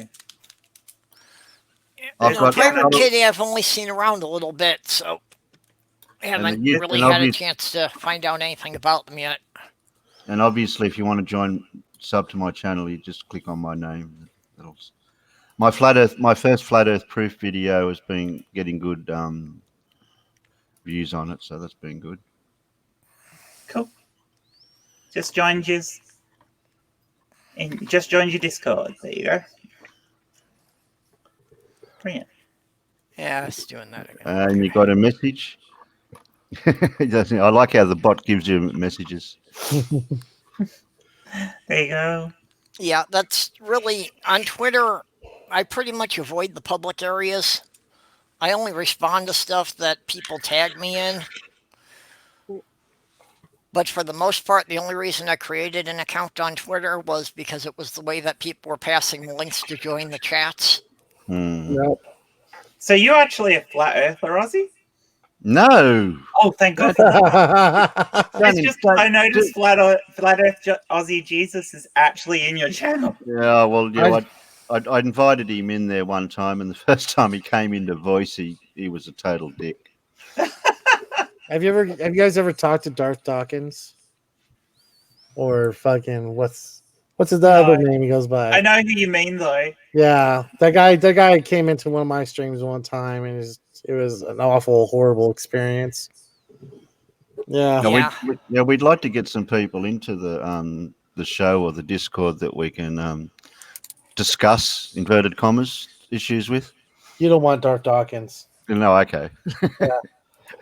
If you like talking in a circle, then sure, go for it. But you know, he's a pre-subber, so his whole argument is just basically this huge circle. Well, even all those terminologies, I'm way down the list of knowledge on all that word you used, pre-sup thing. Presuppositionalist. It's just Google it. In all honesty, as much as I hate all the flat Earth crap. Sorry. Well, presupposition basically means the argument doesn't make sense unless you assume the conclusion before you started. Yeah. Yeah, and it goes okay, you're putting the cart before the but you can horse before the cart. You can literally Google Darth Dawkins and it will tell you everything you need about him, know about him. I thought that was kind of funny. I've seen him in the side chat of a couple of people's things. Oh yeah, it's kind of like a hobby of his. He just goes and looks for like atheist streamers just to talk shit to, and then you'll never see him in like any of the bigger, more well established atheist creators. He likes punching down. Yeah, well, and that's basically it. He's basically a troll. Yeah, I've seen him in some people's channels when they were getting started out. It's like any channel that kept going more than 6 months, you don't see him around there anymore. Yeah. Yeah. He not a particularly nice person. I don't make it a point to ban people from my streams, but he is banned for a reason. So Yeah, he's got sort of the same sort of attitude as can't get his cock rising. Not a call for an uprising. Yeah. Yeah. I haven't managed to put out enough videos to attract anybody's attention yet, so haven't run into that. But you saw what happened with Jay's though, didn't you? When we did a call for an uprising video and he sent his entire follower base after us. Yeah. Mark Dice. Yeah, that was fucking nasty. I did a Mark Dice video. It was the only video I got more than like 500 views on for like the first year of my being on YouTube. And he sent his fucking crowd after me just to destroy my comment section. It was awful. Yeah. Yeah, no, it's nasty when they do shit like that. Especially as they never have any argument. It's always personal attacks. Yeah, it's always, like you're a cuck or fuck you or, it's never anything. Yeah, or whatever. It's all bullshit. There's no actual argument. It's like, we actually put up arguments and you're a dick. I get some weird arguments sometimes. Like, I get some weird biblical shit like God is in your heart. God is real. You just want to deny him. I'm like, if I knew God was real, why would I want to be against that motherfucker? Yeah, that's right. I mean, and let's face it, God's an asshole if he's real. I know. It's fucking terrifying, dude. No. If God was real, I would not fucking be sitting here. If I in my heart thought God was real, I wouldn't talk shit about him. God gives you a choice. No, he doesn't. No, actually, I wouldn't care. I am truly an apatheist. I don't care whether or not God exists, but if he's anything like the Bible describes, I will have nothing to do with the motherfucker. Oh yeah, I agree. And if he wants to send me to hell, I'm okay with that. I think that would be better than what heaven's described as. Well, my point is, did you read my post about Jesus? No, I didn't see it.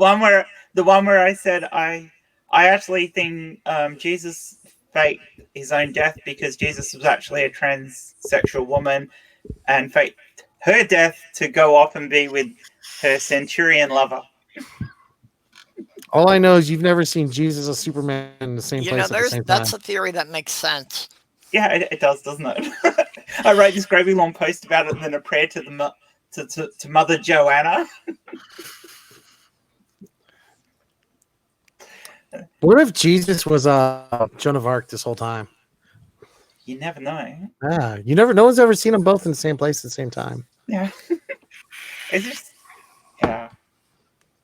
I mean, anything can make as much sense as the Bible does. Yeah, well, that's, like, I like science fiction and fantasy, and I've got a great capacity for suspension of disbelief. But once you've established something in your universe, you have to remain consistent about it. The Bible is a bad story because it has no internal consistency. No, none at all. It's just, what, there's two different creation stories that don't gel together. Yeah. Noah's Well- Ark is obviously two different stories that got meshed together. Well, and it just, based from the earlier stories. it contradicts itself right and left. Virtually any point somebody can make by quoting a Bible scripture, you can find a Bible scripture somewhere else that says the opposite. Mm-hmm. That was my whole thing with allegedly Dave in this morning's video, is that the bastard was trying to say that slavery wasn't real. Doing the whole indentured servitude isn't slavery shit. Yeah, I saw a bit of that. I didn't see when it was starting, so I had already come in like Like, 20 minutes into it. oh, so you came in once I was already in full "you're an asshole" mode. Yeah, so basically I figured I was going to have to go back and watch the replay tomorrow. The asshole doesn't. The asshole bits actually don't start until nearly halfway through. It wasn't Yeah. until I actually started denying slavery that I called him an actual asshole. Wow. Because at that point, you are an asshole. I'm sorry. Well, that's right about where I came. came in, was that how he was explaining that they took the word that should have been servant to mean slave, and it's like, Yeah. no. And then he tries to explain that slave comes from Slavic. No, What? the etymology of the word slave has got nothing to do with the Slavs at all. Actually, it's the other way around. Yeah. The term Slavic actually does mean slave, but it Yeah, came but the other way about. Yeah, the etymology does not work that way. The Yeah. the whole thing was the original Slavus is Latin, and then it evolved into the French, which I can't remember what the actual word is, and then into Old English, and then into New English. So all the way back in the time of Jesus, it was still Slavus. It was still slave, and it was slave. So, and if you go back before then, just because the Hebrews had a different word, doesn't mean it wasn't fucking slavery. There's nothing wrong with having a slave as long as he doesn't die after you beat him after 3 days. Yeah, I mentioned that. Yeah, it's like just get, and the rules for non-Hebrews and Hebrews were different.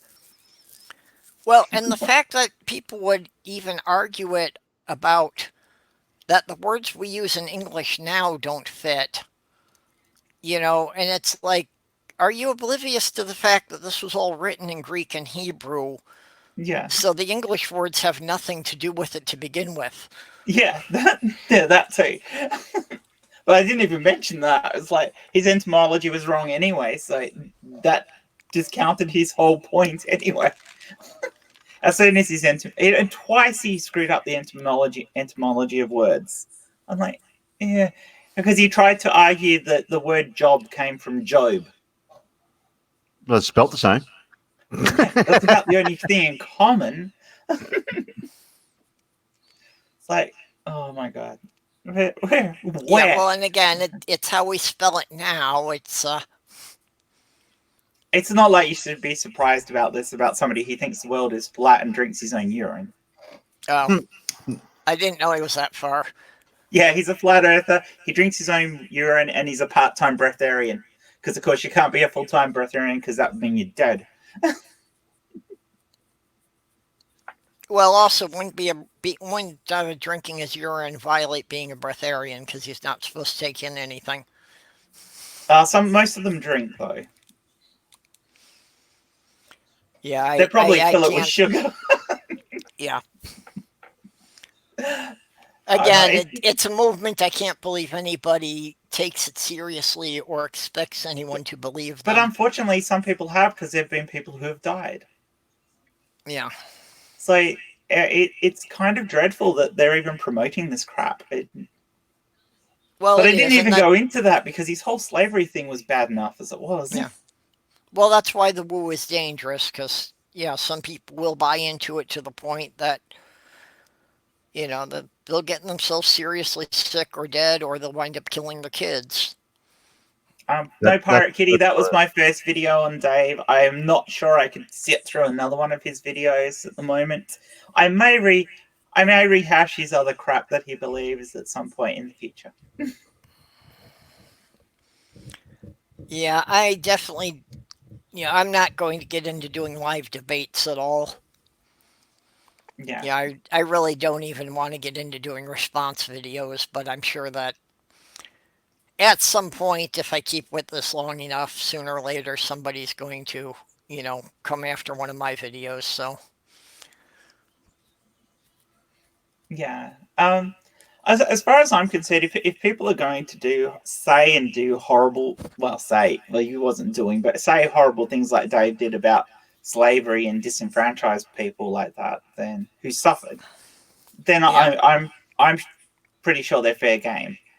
As far as the tackling flat earthers, although I think they're a dangerous cult too of their own thing, they're not on the same level in my mind as anti-vaxxers and people like that Oh, who actually yeah. do No, harm.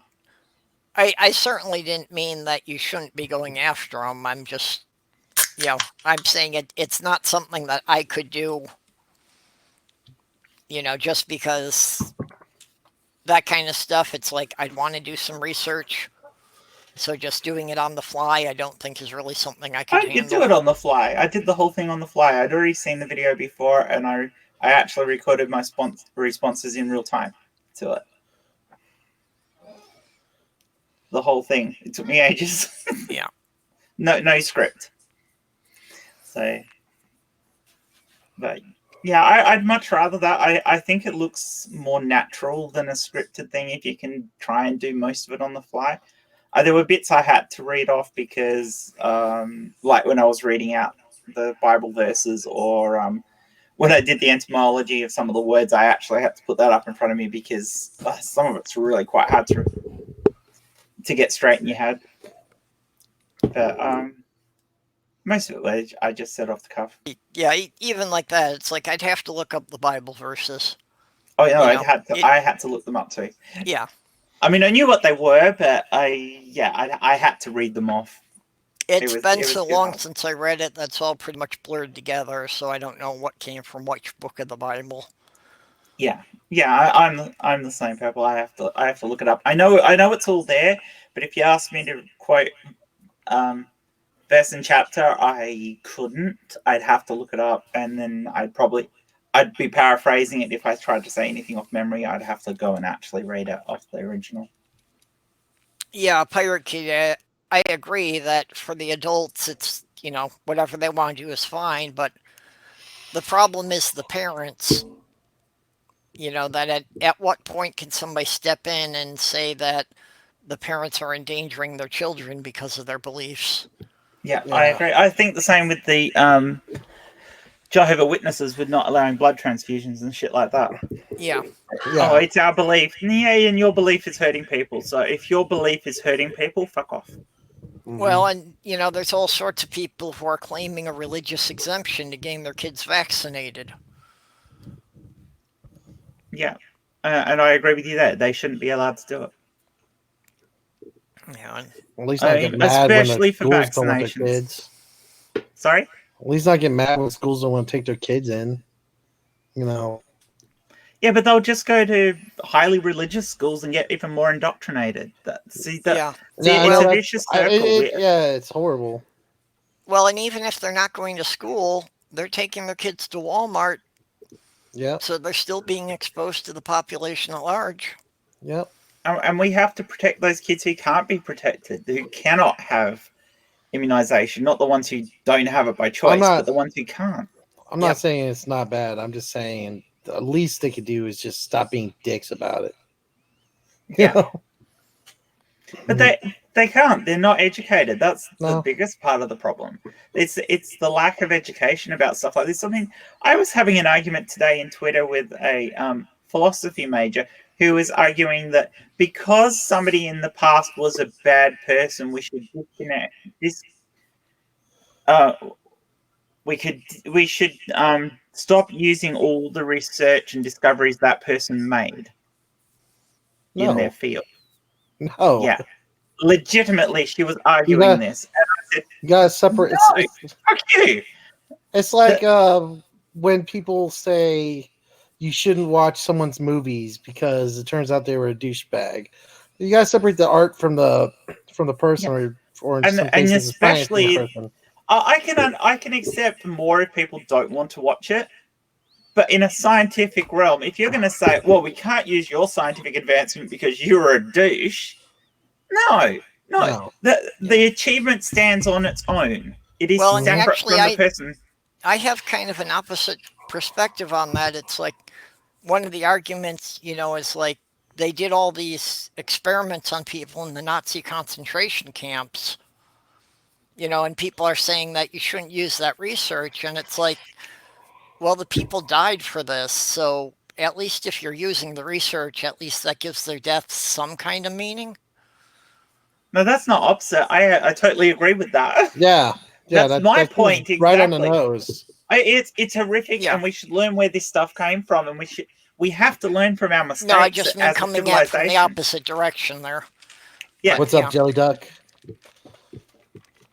Yeah, Fucking so cool you have name. to, you have to look at it from the point of view of, from a historical perspective, we have to look at all the bad things that happened and remember those bad things so that we don't repeat them. But you don't throw away the good stuff that came along with the bad stuff, the Yeah. advances that we've made, because if you do that, then we may as well go back to the Dark Ages. Well, if you Well- did, we would be back to the Dark Ages, Yeah, exactly. If I you, mean, if you eliminated everything that was done by anyone who did something disagreeable, and then you had to eliminate all the research that was done built on that, yeah, that we probably would be in the Dark Ages still. I mean, she was actually arguing that we should remove Isaac Newton from textbooks.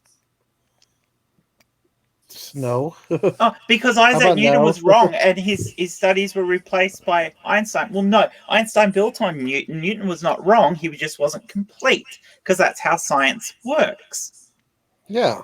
We move forward as small steps in the progression. And if you're going to apply that logic to Newton, you're actually going to have to remove Einstein too, because he was a womanizing misogynist. Yep. So get rid of Einstein. It's got to get rid of everybody. I mean, no one's fucking perfect. Everyone's got skeletons in their closet. So anyone's ever done, you find something fucked up with them. Let's scrap the entire space program because it was all built on Nazi technology that went into the V2. Mhm. Anything with a rocket. Anything. Yeah, everything with a rocket got, although that'd be good for as far as nuclear missiles go. But Yeah, that the would. point stands. If you're going to drop this, there's all this other shit baggage you have to Well, drop with it. Without rockets, we wouldn't have satellites, which means no GPS or cell phones. Well, even And if this- we did do all this in some sort of sense of righteousness, what's to stop someone from doing the same? From not doing that? Say America's like, you know what? Rockets were conceived in a means that we don't consider to be acceptable. What's to say North Korea is going to do the same thing? Yeah, it does really just come back to judge each idea on its merit, and then judge the person separately. Yeah. Hitler was a complete and utter asshole, but that doesn't mean I think you should burn any painting he painted. I wouldn't want one of his paintings, but that's a personal preference.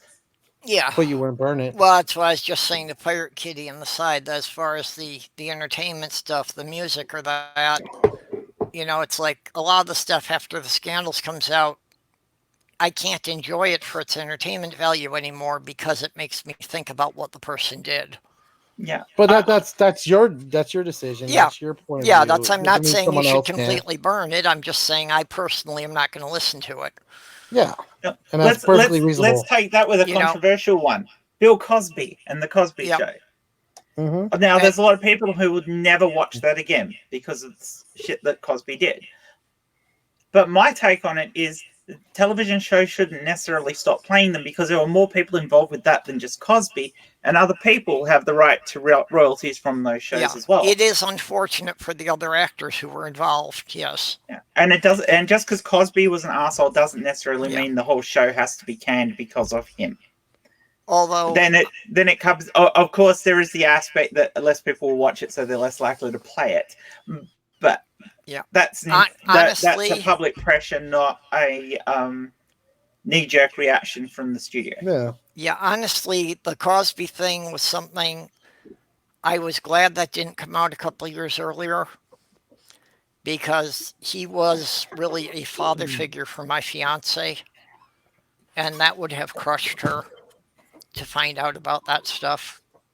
Yeah, I mean, I had the same thing in Australia, like with Rolf Harris, because I'm in WA and Rolf Harris grew up in Western Australia.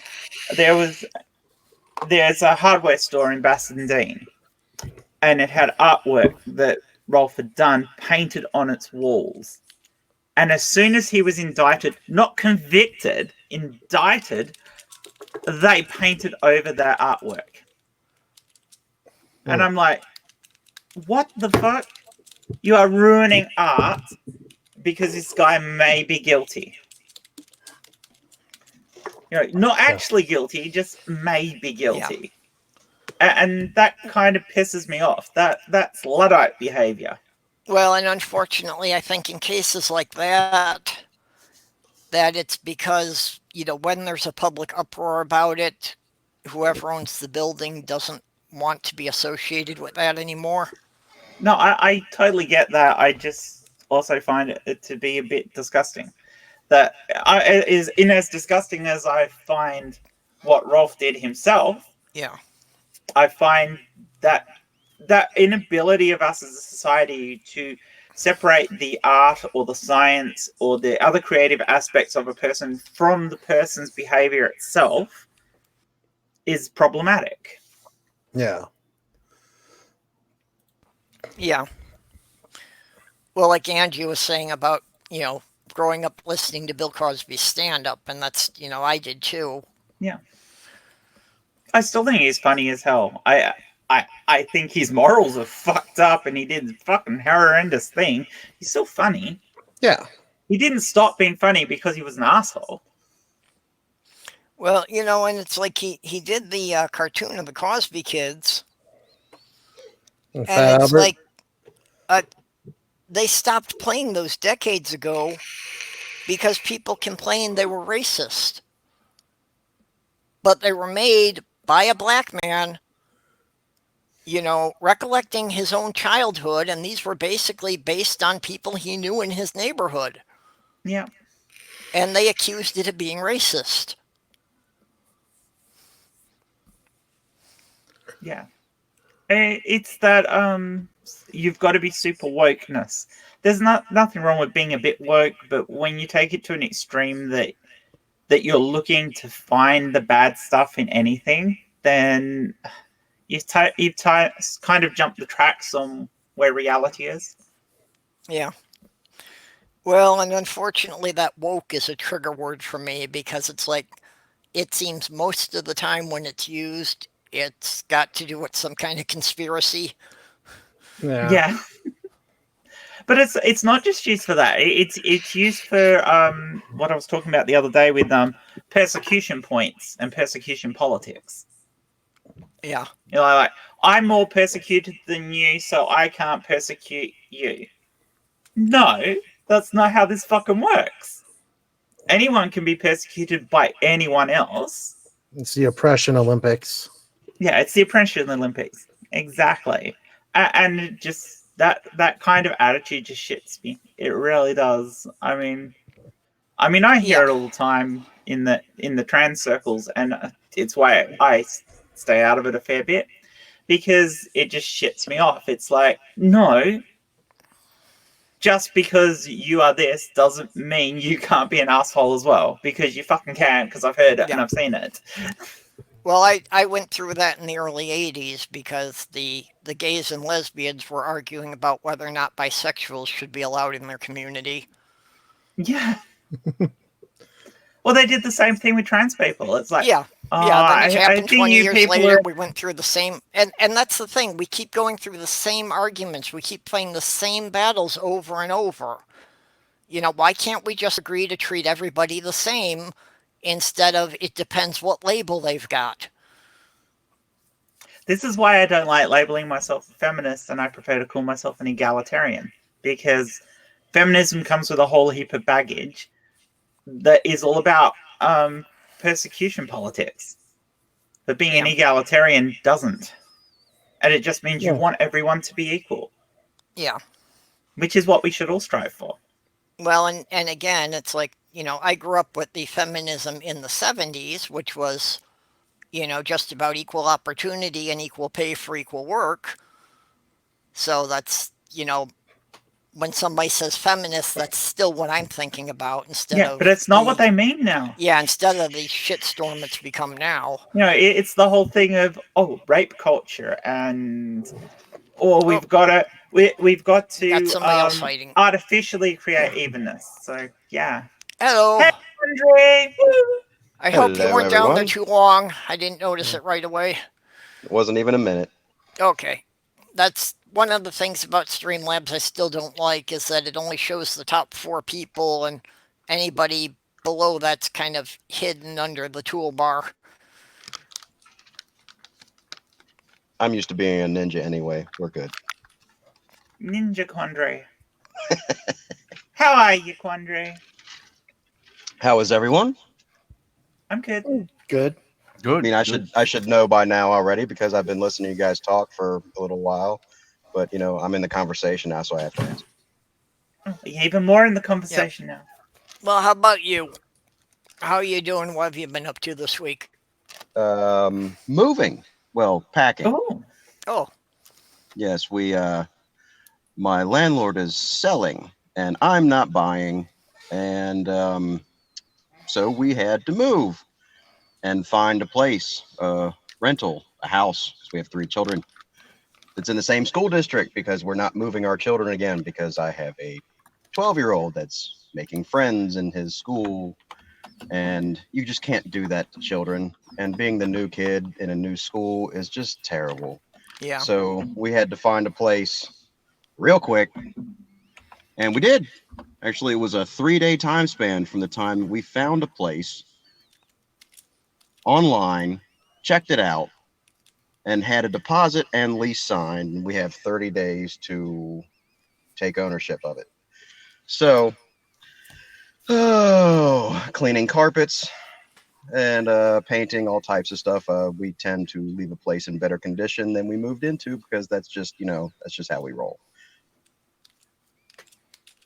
cool. Because it's not the things that you're responsible for that makes you a good person. Yes, everybody loves it when you uphold your obligations, but it's the things that you don't have to do. If you focus on that, that's what makes you a great person, or at least that's how I look at it, and that's what I try to do. So when you move Yeah, out of a I place can't and remember the who the landlord quote. sees the carpets are spectacular and you've repainted and they didn't even have to ask you, that would amaze me as a landlord. So Yeah. Yeah, I can't remember who said it, but one quote I always liked is character is doing the right thing when no one is watching. yeah, agreed. It kind of goes with my philosophy of leaving the world a little bit better than when you joined it. Yeah. Yep. And to comment, semi unrelated, but it's to what you had mentioned a moment ago about them taking Newton out of the textbooks.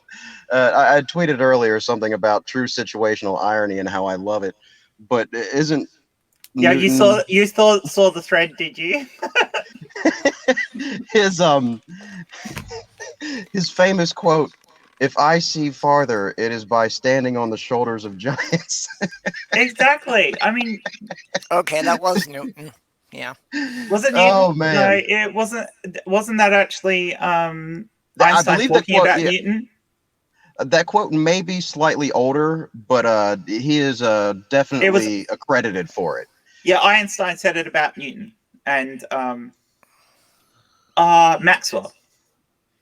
Oh, that's even worse. If Einstein said that about Newton, Yeah, he said it about. He was talking about and they Newton wanted and to take Maxwell. Newton out of the textbooks. Yeah, because but it's true that without Newton, without Maxwell, and all the people who came before him, Einstein would not have got where he got. And it's the same for anyone now. You don't do science by going, oh, I'm in my own little room and I'm going to ignore everything else and start from the beginning. No, you look at what everybody else has done before and you find a place to work from there. Yeah, every advancement that we're making nowadays is attributed to decades and centuries worth of what? discoveries that you use the tools of your predecessors to just get a little bit further, and that's okay. That's why we have everything we have, is because we do that. Yeah. Why do you think in discrete math we attribute stuff to Archimedes still? Yeah. Because these people are the founders of what we do now. They laid the stones that made the path. The reason these discoveries are possible is because we can read what people wrote down.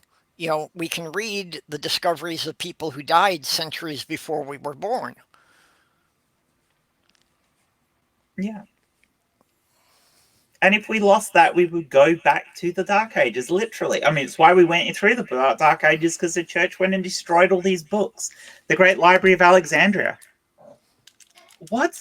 All that beautiful Greek text that we lost, all that scientific advancement that we're only just starting to learn about again in the last century. The fact that we now know that Archimedes was on the verge of actually discovering calculus for himself. Where would we have been with that if that hadn't happened?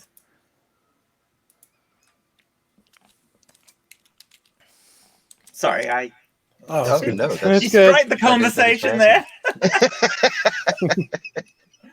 I have this big issue with the church as a whole for destroying documents. Oh yeah. Because I'm of a belief that if the document exists, it shouldn't be destroyed. It should be kept for posterity. Isn't there a story about, is it Islam or something, where they had scholars at one time and then they got rid of them all or something, and we would have more advancement in that area if it wasn't for them getting rid of the scientists or the scholars back then or something? Maths and astronomy was very strong for the early Islamists, and they ended up burning all their documents, most of them anyway. So we lost all that development. They were grinding lenses for telescopes before Galileo had even thought of it. Well, and not to mention, you know, both Islam and the Catholic Church, you know, prohibiting people from researching certain things. Yeah. Yep. You know, that there's people who were curious and were trying to figure these things out, and the church said, nope, you can't talk about that. Yeah. It was that weird, odd love-hate relationship between faith and knowledge, right? Yep. Yeah.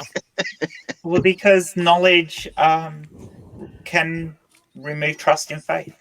Mm-hmm. Well, I mean, as we it's learn arguably more, the we become less antithesis of faith. Yeah. You know, why was there a tree of knowledge that you weren't allowed to eat of? I think that's because a little knowledge inside is joke. the thing that religion fears. I think that's the inside joke from the creators of the Bible. Like, look. Yeah.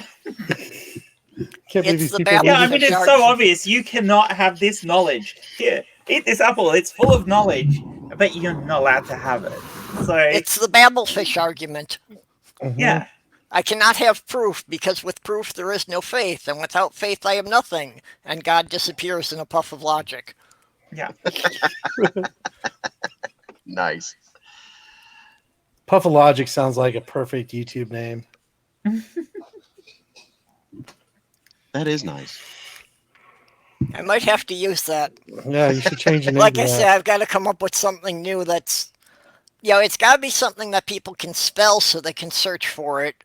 And it's got to be something that's unique. Are you going to create a new channel, Purple? Huh? Are you creating a new channel?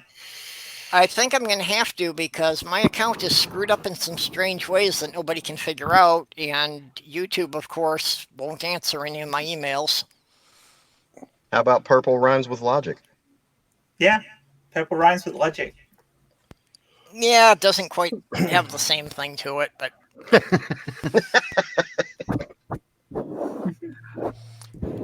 yeah, I think Well, that, it does. well, and I do have an alternate account under Orange Rhymes with Purple, but everybody's used to calling me Purple, and That's it's why you got to actually keep. gotten to the Yeah, you got to point keep that purple. I'm so used to responding to it that anytime I'm in a store and somebody says the word purple, I turn around. So It turns out there's somebody choking. They're turning purple. it's just these two old ladies looking at the yarn colors.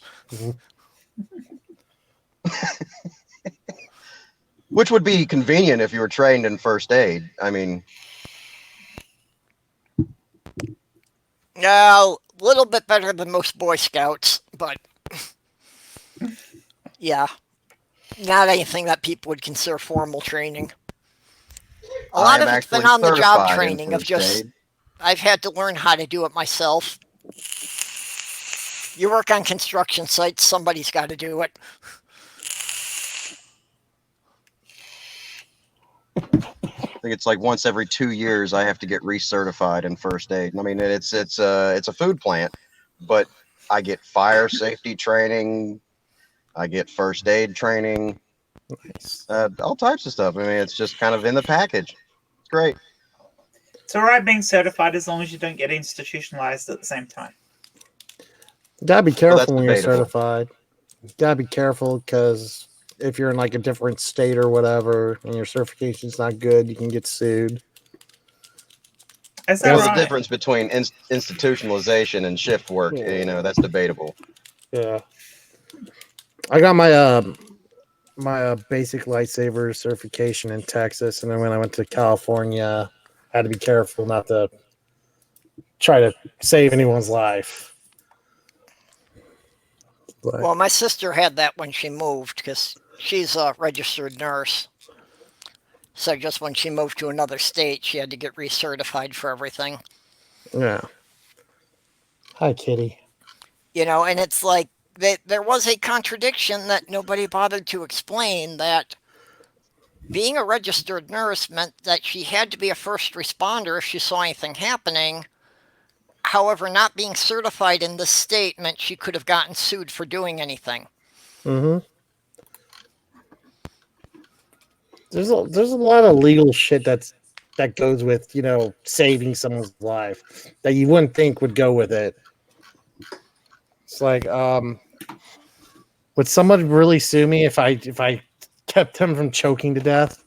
Most likely not, but it's a possibility. Yeah, unfortunately, these days you hear too much of that happening. It's like, yeah, there's something really wrong with our society for that. No, but they Yeah. can sue you for cracking a rib while administering CPR. Yeah, which is pretty likely doing CPR. Well, there's things around that. They won't Yeah. get very far because of the protocols that are designed around administering CPR. You have to ask them, do they want any help, and that demolishes you from any liability from anything that can Yeah. happen from you trying to help. And if they cannot answer, it is Ah, acceptance Implied consent. by implied consent. Yep. yeah. Um, that was a weird incident I ran into with my brother because he also has some training in that area. And one of the old guys who lives in my building here was literally laying in the middle of the street because he'd lost hold of his walker. And he's like, no, we can't touch him until he says he wants help. It's Yep. true. Even paramedics, they can't really do anything if you don't give consent in Yeah. your conscience. So Now, you have to explicitly ask him, do you want us to help you get up? But what if he's got Alzheimer's or Parkinson's or whatever you call it, where he Yeah, it's forgets what he implied. said 5 seconds later? To say, what are you doing? What are you helping me? Well, you just said we could help you, and he goes, no, I didn't. So that's Well, where if it seems that they can't mentally give consent, then it's implied consent based on the judgment of the paramedics. I think we've talked Yeah. before, Ozzy, on Look at Pig's old Discord. Yeah, I've been down there. I was a moderator on there one time when he. Yeah, Before I we- dropped in one night and was having a chat with you guys about flat Earth stuff. Yeah, Good old Yeah, flat Earth. yeah, You guys ended up talking about cars. yeah. I usually always go down that road. Yeah, something I know nothing about. I know more about cars than I know about nearly any other subject we talk about. Yeah, I think you were posting pictures of your is it a Ford? Yeah, No, Holden. a Holden. Yeah, a Holden. Yeah, don't swear to me. Yeah, I Sorry, saw pictures of I the knew project I'd car say the there. wrong one and commit blasphemy. I'm sorry. I apologize.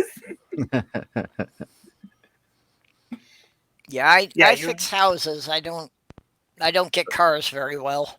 Oh yeah, carpentry too. I can do carpentry in cars. Yeah. Well, I can do everything in a house. The only thing I don't mess with is the heating and air conditioning. Hmm. And that has more to do with the fact that you need a lot of specialized tools for that I don't have.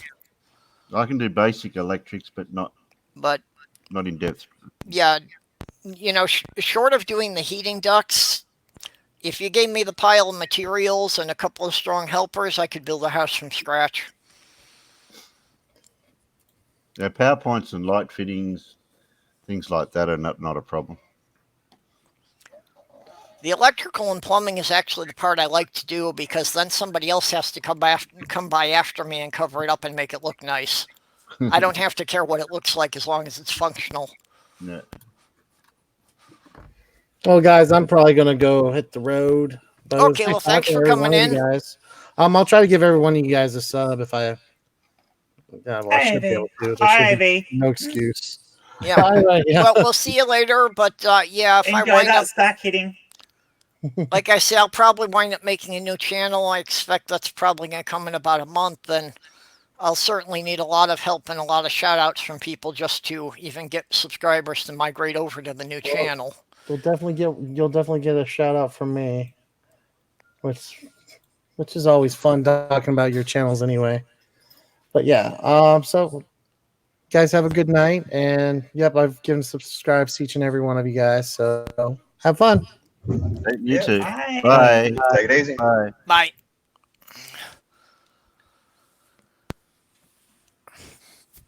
Okay, and Angie's up to 50 now. Woo. Yeah, Angie. I actually have 22 and no content. It's amazing. I started out that way. I was up to about 35, 40, and I didn't have any content. Yeah, that's about where I Talking was. of that, I need to subscribe to you, Ozzy. Yeah, I had about 24 subs when I put my first video up. I do have to add in and give some love to Purple because he was my first subscriber. Aw. There you are. There you Now are, see, Terry. and this is why when I see new people, I click the go to channel thing and I subscribe to people just because there's like, by this time, about 30 people that I was their first subscriber. So odds are sooner or later one of them's going to make it and I can boast about that. Oh, you're up to 95, Terry. Whoa! I only need 5 more, and then I'll have 100. look. Then I'll have 100 show. You on the twits, Terry? Yeah, but I don't use it that often. No, I'll shout you out on the Twitter. We'll get you. I'll get Navadia and Notcha to shout you out. And we'll get you over 100. That works. I've seen it happen so many times. It got me over 100. Yeah, actually, I got over my first 100 by getting into God the Good Ones live streams. That I picked up a decent number of people there. I mean, all you wonderful people have helped me get up there. So yeah, I think the whole community is fucking amazing. Yeah, well, and I broke 200 this week, and yeah, part of that had to do with not just shouting me out again. You know, that he found about another 6 or 8 people who hadn't subscribed to me yet. I may gain a few. Doing my deconversion story with Neil on Saturday. Oh, you definitely will. Oh, you're getting heaps with Neil. Yeah. I need a part 2 on that. What about Navadia the other day getting 50 odd subscribers from being on Dave's show? I didn't hear about that. Yeah, she was on DRP. Yeah. And they turned Yeah, I it knew into she a was on. I competition. didn't realize she'd Yeah. gotten that many. Yeah, they turned it into a competition because they were both so close to getting to 500. Well, she got there first. I had looked at her channel yesterday and I had Yeah, she's noticed that over she had 500. jumped up quite a bit. Yeah, she's up over 500 now. David actually asked me on his show a few weeks ago. I was absolutely amazed. I was like, wow, I'm honored. But I had to tell him I've got to wait a little bit because I did promise Neil that I would appear on his show first. It's not like I'm a household name or anything, but Mm. I never anticipated being in a spotlight or anything when I started doing everything that I'm doing. I just Yeah. wanted to not be quiet about my atheism and my insight anymore. And I just wanted to put my voice out there. And, it was Neil who had asked me, it was quite some time ago, if, do you want to, I should ask you, did you want to be on my show? It blew me away. And he's had to cancel on me twice just because of different things happening, people coming from out of town, people getting sick, all types of different shit. And I promised him, I'm like, you know what? Just because you asked me first, I'm like, if anybody else wants me on their show, you are going to be the first person. And that's something you got to do is Yeah. when you open up your mouth, you do what you say you're going to do. Which is why my dumb ass ended up having to sing Whitney Houston No. for Doc's Streamathon terribly. But I said I was going to do it, and you do it, and Yeah. it was a great time. That was good. That Well, was so good. And I've mentioned a couple times offhanded that David had me scheduled for the end of the month, and just realizing that, oh yeah, that's next week now. So Yeah. I'm scheduled to be on DRP next Tuesday at 7. I mean, that's the thing with Nice. if David asks you to be on, don't expect to be on for a month or more. Yeah, well, it was a month booked ahead of up. time that he scheduled me, so I'm Yeah, just he is realizing so that booked that's up. He's coming going to up. ask you about a month in advance because, yeah, he was talking to me about that. So, Yeah, until you started talking about it, I didn't realize that, yeah, that's less than a week away now. yeah. And don't worry, Pirate Kitty, my deconversion story wasn't even anywhere up there to the level of most people. So don't worry if you get to go on. Yeah, I didn't really have a Maya, deconversion story. We wound up just talking about a lot of other random stuff. Because Maya's saying I I don't should have feel. posted that in my channel with Yeah. me singing that. That was on Silver You can Lena's come up. channel, and she was gonna take an excerpt out and repost that once she got some of her stuff together or something about her computer, and Sorry, pal. she hasn't came out with that yet. As soon as she takes that little snippet out of it, I'll throw that on there. Yeah. Yeah. It was I'm like a like you, 2.5, Purple. I don't almost have 3 much hour fun stream either. or something like that. That it was. It's a problem when you grow up in a family that's fairly progressive, even though they're religious. You don't really have a deconversion story because you just sort of grew away from it. Well, that's not the a- thing. I grew up and my parents were religious. They weren't extremely fundamentalist religious, but it was church every Sunday and everything. It's just I started doubting when I was like 12, 13 years old. I made that Santa Claus connection, like this seems really familiar. This guy that you'd never seen can see everything you can do and he makes a it's list going to of naughty punish and nice you. too. Yeah. Yeah. And I'm like, this sounds like bullshit. And And it smells like bullshit, so it must be bullshit. Yeah, but Well, you did get presents. Yeah. Yeah, so Santa actually has more physical things to support his existence than God. Yeah. I questioned things even as a kid. So it's like I never really felt I really believed much in anything. It was kind of like I kind of went along with what everybody else was doing, but I never felt I had a strong belief in anything. I mean, I didn't even know I was an atheist until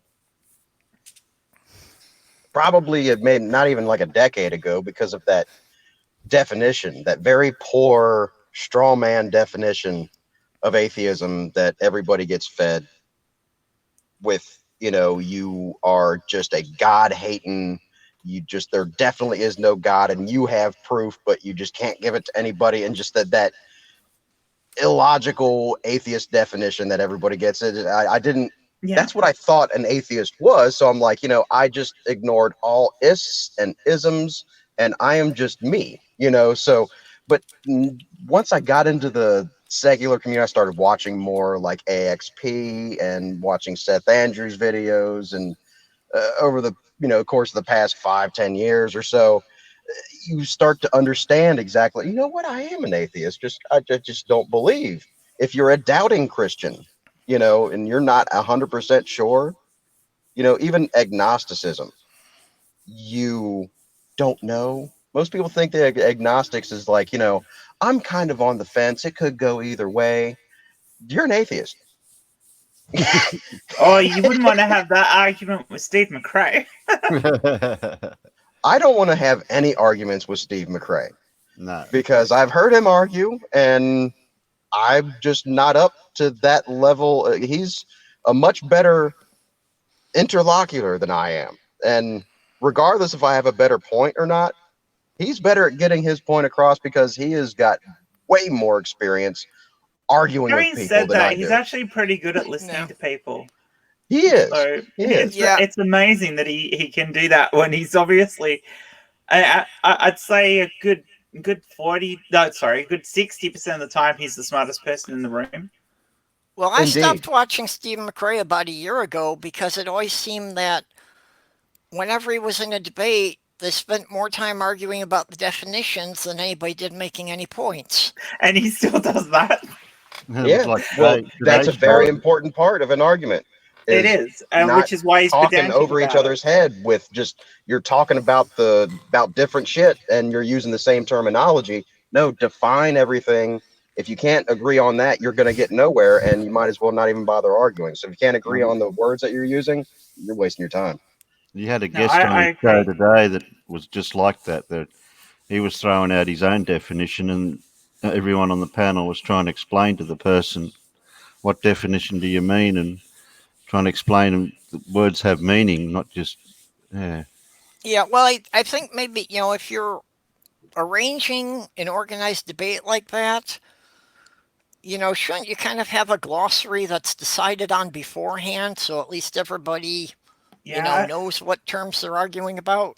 that would be the sensible thing. But quite often, if you're arguing with certain types of theists or flat earthers or something like that, they will always change their definitions whilst they're in the middle of discussion. Yeah. They're in the middle of the sentence. In the middle of the sentence, yeah. Well, yeah, with the young that earth whole thing of creationists and the flat conflating. earthers, you see that all the time. I mean, Ken Hovine does that all the fucking time. He conflates two entirely different things as the same thing. So yeah.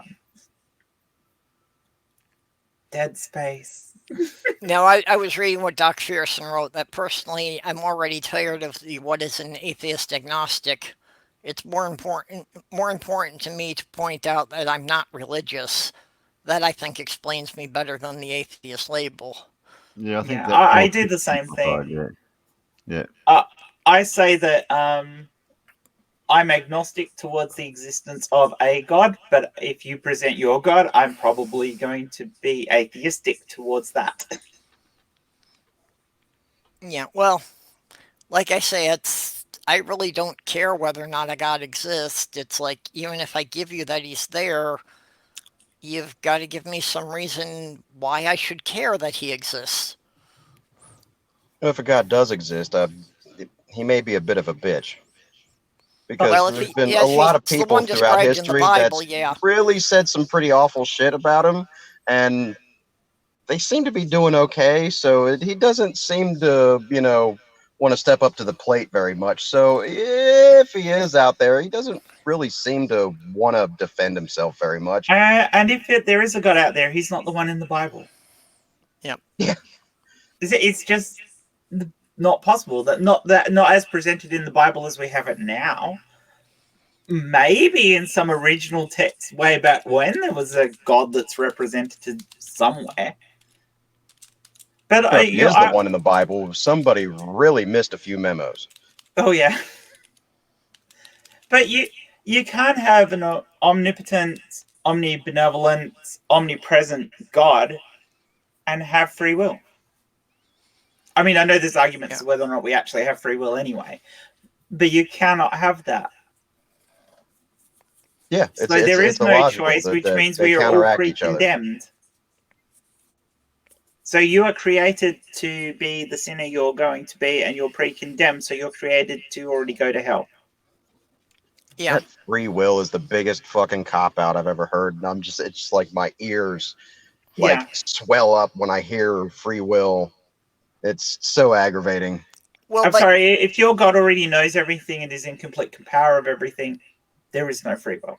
Yeah, but you get the people, the religious people that will argue that, everyone has free will, but when anything bad happens, it's part of God's plan. Yeah. And the other side of that, one or the other. You can't argue both of those at the same time. Oh, no. Yes, you can.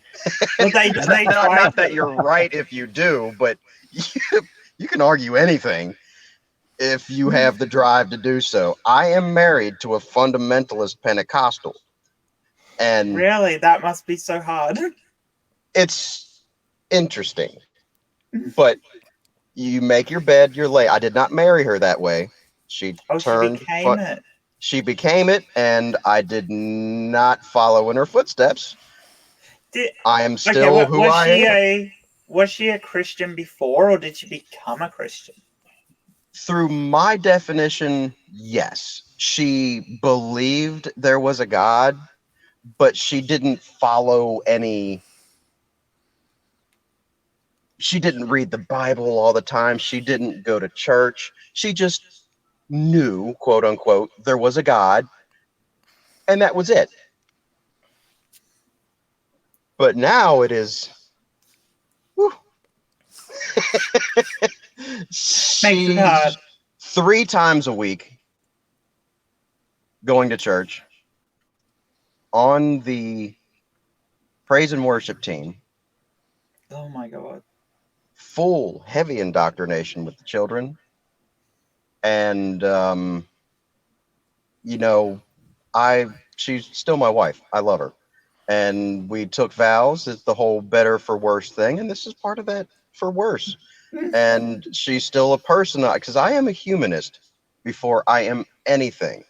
And I'm a humanist. I've dove so deep into my humanism over the past 15 years that I am able to see past a lot of that. It sucks. It's like she's almost a different person, but she's still the person that I married. And I have to love my wife. And a difference in ideas, no matter how fundamental or how much it seems to change her persona or our life, will not separate my family. And I have to be a positive secular influence for my children. And I will not let something as stupid as something as I don't believe in it to break apart a family. I won't allow it. Yeah. Unless, of course, I don't have a choice, but it's not going to be on me. Now, you've got kids together? 3. Okay, so don't a lot of issues come up with that about making decisions about, what you're going to do with the kids for, school and so forth? Well, they go to public schools. We find the best school districts that we can, which is part of the reason of the moving that we're doing right now, is because we had to stay in the same school district. There'd be big problems if she was trying to homeschool them. Fortunately, that's not an issue. They go to church with her. and they get taught a lot of stuff that I don't agree with, but that's temporary. If you've ever heard Seth Andrews' story, he was the poster child of indoctrination. Yeah. He ended up being a Christian broadcaster, and now he is like the James Brown of atheism. You know, he is the Elvis of the secular community. He is like just the face. Yeah. Everybody, like, if you're an atheist, you've heard his name. And he grew up about as indoctrinated as can be humanly possible. So that does not shake me one bit on how bad my children are being indoctrinated right now. They see daddy, they see me, they see me being a good person. They know that I am not a believer, and I just love them for who they are. And I do not let this get in the way. And that's the best thing I can do right now, instead of letting this tear our Mhm. family apart and seeing the damage that conflict can have on a family. They don't need to go through that. And if you did leave, they would be even more indoctrinated. Yeah. And I mean, not to speak of if she were to remarry some religious nut, and I don't know what he's up to. And he could be a great guy, but he could be terrible. And it's just the point that I could subject my children to somebody that could be terrible. And that's another thing that I have a choice to not happen. So whatever I got to do to keep a family together, to keep my children in my life, and to uphold to my vows and my word, that's what I do. And that's just me. You know, other people might have a different view on that. The people saying, oh, I wouldn't take that shit. And you know what? Fine. That's you. My word's more important to me than a little pride. And I don't care And all what props anybody to says you about for it. No, all props to you for it. No, you're looking out for your kids, and that's important. And you're also looking out for the vows, and you're also sticking with the person you love. I mean, just because she's changed in one way doesn't mean she's changed in other ways. Yeah, you can't jump ship when, the shit hits the fan. That's what the vows are fucking for. But even if you're not married, even if you're just in a normal committed relationship, wow, that's I confused get language there. You know what I meant. I get what you're in a, saying. in just a committed relationship, it's no different. You stand by the person until you realize that there are differences that you can't reconcile. Mm. I mean, physical violence would be one that you can't reconcile. Yeah, And not in my opinion. I guess there would be at some point there would be a point where differencing of opinions became so much that it meant that the rest of the relationship breaks down underneath it, and that might be a point as well. But whilst you're not in that position, why wouldn't you wait to save your marriage? Why wouldn't you wait to stay together? Yeah, I mean, unless you feel that you have just royally fucked up, like, oh, I married the wrong person. That Yeah. whole irreconcilable differences thing, that's just code for I'm giving up on something that I promised I would fight tooth and nail for.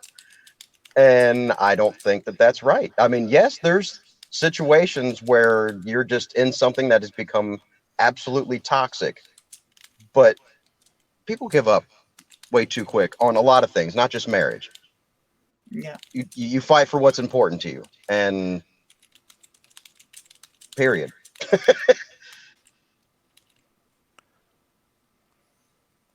No, I totally 100% agree with you. There you go. You thought you were going to have dissenters here, and we all agree with you. Oh no, like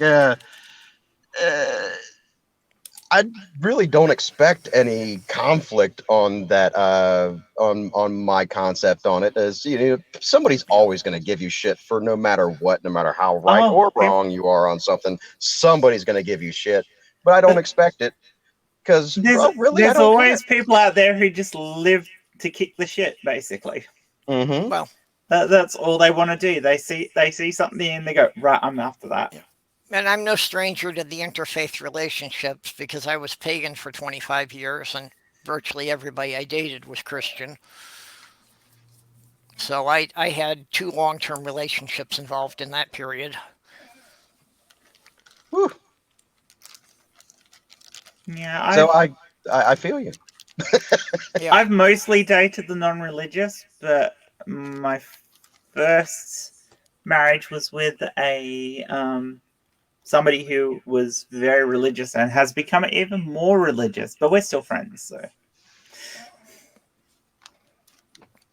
Yeah, one of the women I lived with, she was fairly laid back about it, but her family got very upset that her kids seemed to like what I was teaching better than what they were teaching.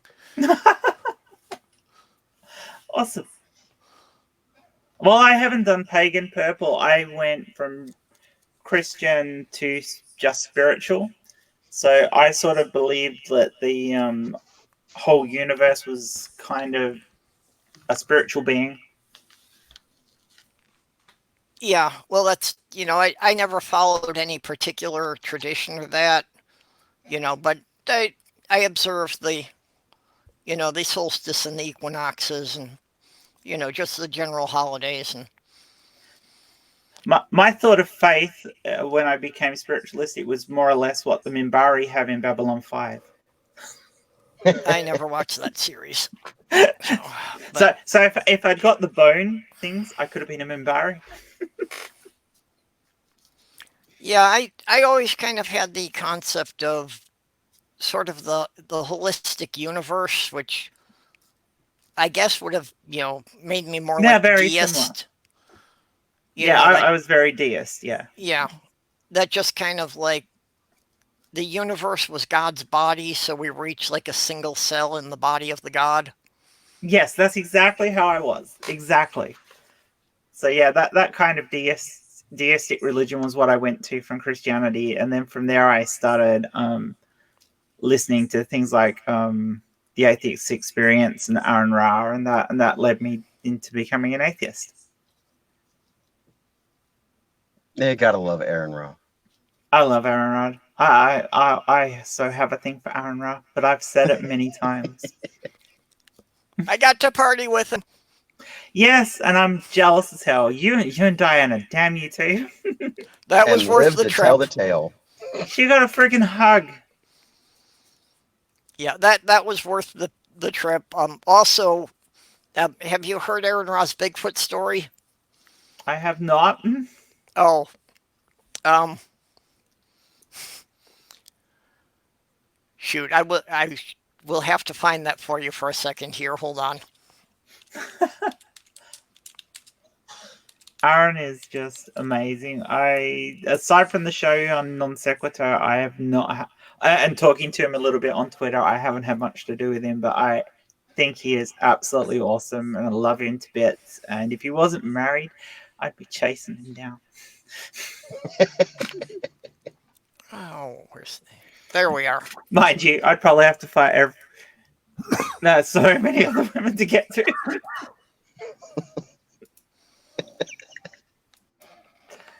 I just love him to bits.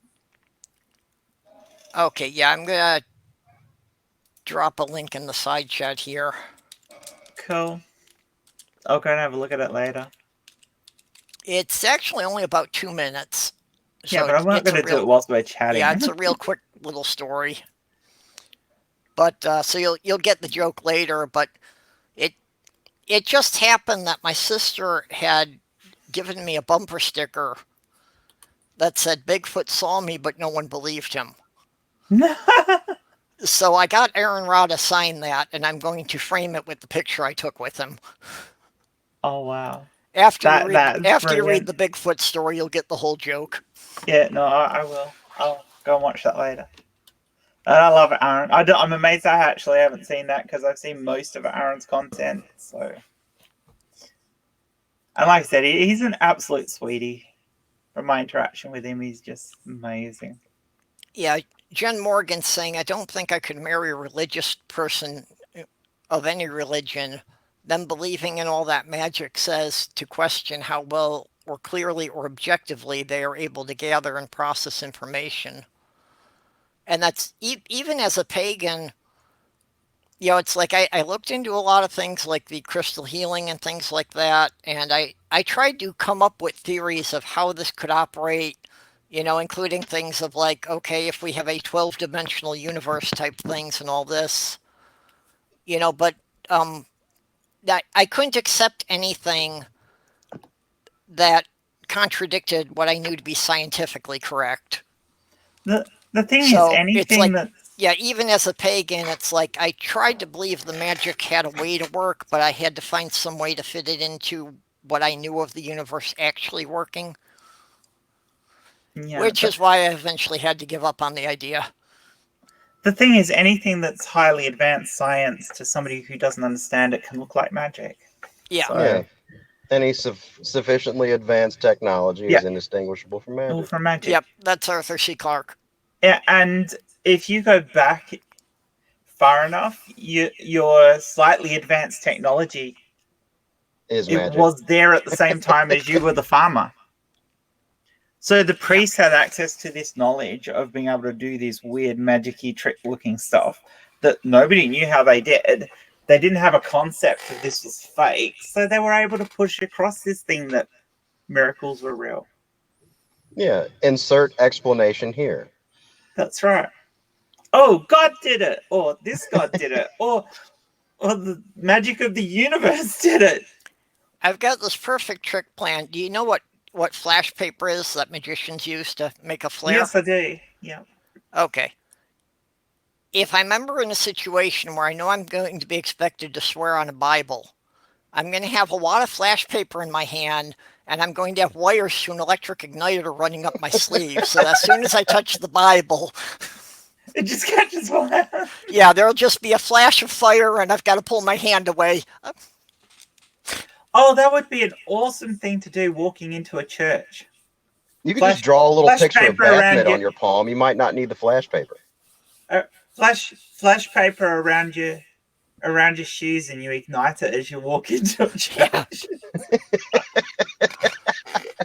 I've made that joke several times. Oh, that would be just so good. Yeah, live the joke.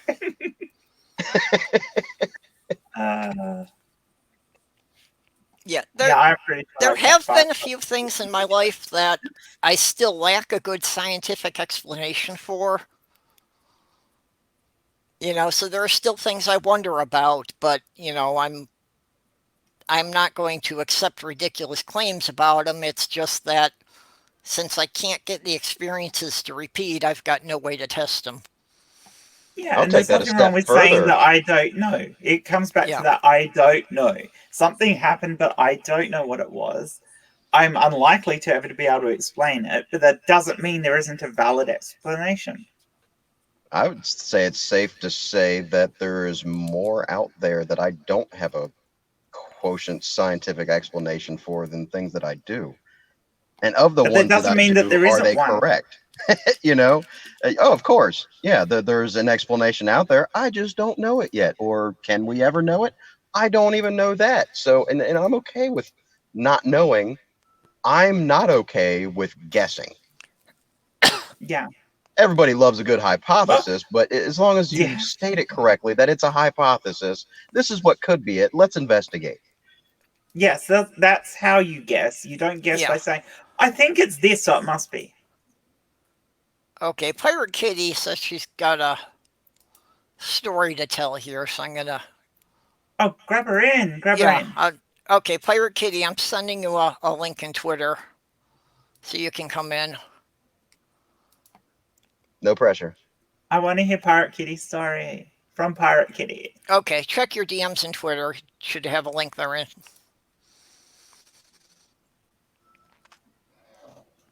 Well, like I said, I don't really know I'll Pirate even Kitty mute yet. myself. I've seen Pirate Kitty around in a couple of chats, but I don't really, know them yet. So,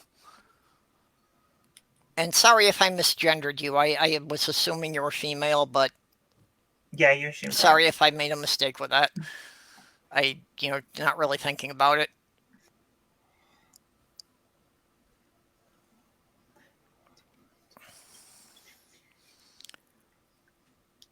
I'll even mute myself. I got self-control. Yeah, that's the Wiccans. Are you suggesting I don't? No, I'm just There we go. stating that I've got self-control. Hello. Kitty! You didn't have at least a little picture? No, you can do that while you're in here. Only takes 2 seconds. You guys don't at least have cameras? No, I don't own a camera. I'm a truth ninja. Well, I've got one now. I've got to figure out how to use it. And Is this You thing got to on? open the Can you got to hear open me? the box first, We Purple. can hear you. Oh, okay. So- okay, we can hear you now. So the story that I have to tell is kind of similar to the one that Purple said with the whole torches and everything. I work in retail, and I was ringing somebody up, and they had some Gain, and Gain makes me sneeze. So I'm scanning, and I'm finished, and I start sneezing because of the perfume. And the guy walks up, and he goes, "Oh, God bless you." And I said, "Thank you." And then I got this little evil grin on my face and said, "It's a good thing you're not a priest, because I probably would have just burst into flames." Right. And I'm living in like South Carolina and Georgia, United States. So he pulls his jacket aside, and it says Pastor so and so of such and such Methodist Church. And I'm like, oh, please take that for the joke it was meant to be. And he looks at me for a couple seconds, and he says, "Well, you're not smoking, so I guess you'll be okay." It could have gone Usually, when worse. people say something like "God bless you," I have an almost reflective response of saying, "Which one?" Oh, you should stay, Kitty. Oh, Oh, Kitty, you didn't have to go. Kitty. No, you When I hear stay. You when I hear somebody sneeze, I say curse you. curse you. And then they look at me funny. I say, "Don't worry, I'm an atheist. My blessings don't work either." Well, I might say that if they sneezed and didn't cover their mouth or nose. yeah, actually, I've been wondering about that, and it's like, you say "bless you" when people sneeze. When people fart, you're offended. So, I've been feeling we should start that when somebody sneezes, you should say "I forgive you." For spewing their germs all over the place. I just Oh, say Just better. scream and run. Well, considering Purple? both Oh, yeah, There you are, things that- Kitty. for Sorry. both Hey, of Kitty, welcome back. for both of those things that you were saying, Purple, out of either end, I'd just say it's better out than in. Yeah.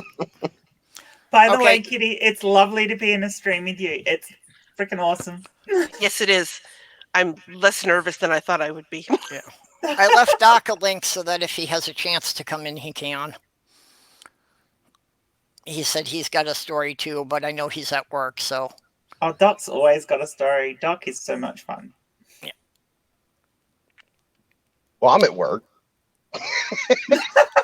Well, So, Pirate Kitty, you're the I'm taking newcomer a to the short group. break. Yeah, come on, Pirate Kitty. You can drive the conversation for a bit. Yeah, why don't you tell us a little bit about yourself? Well, I do have a question. Purple, were you at Faithless Forum? No, Oh, okay. I'd like to be, but it's a 1,000-mile trip for me. Gotcha. Although the wasn't trip down to scared. Kentucky wound up being longer than that, so maybe That's one time. nothing, Purple. Imagine how far it is from me and Aussie. Yeah, we have to get waders and floaties. Yeah.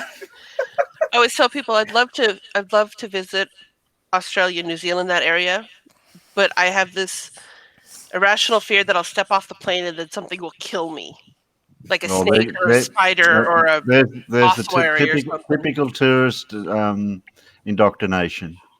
Yeah, there's really isn't anything any more dangerous here than there is in the US.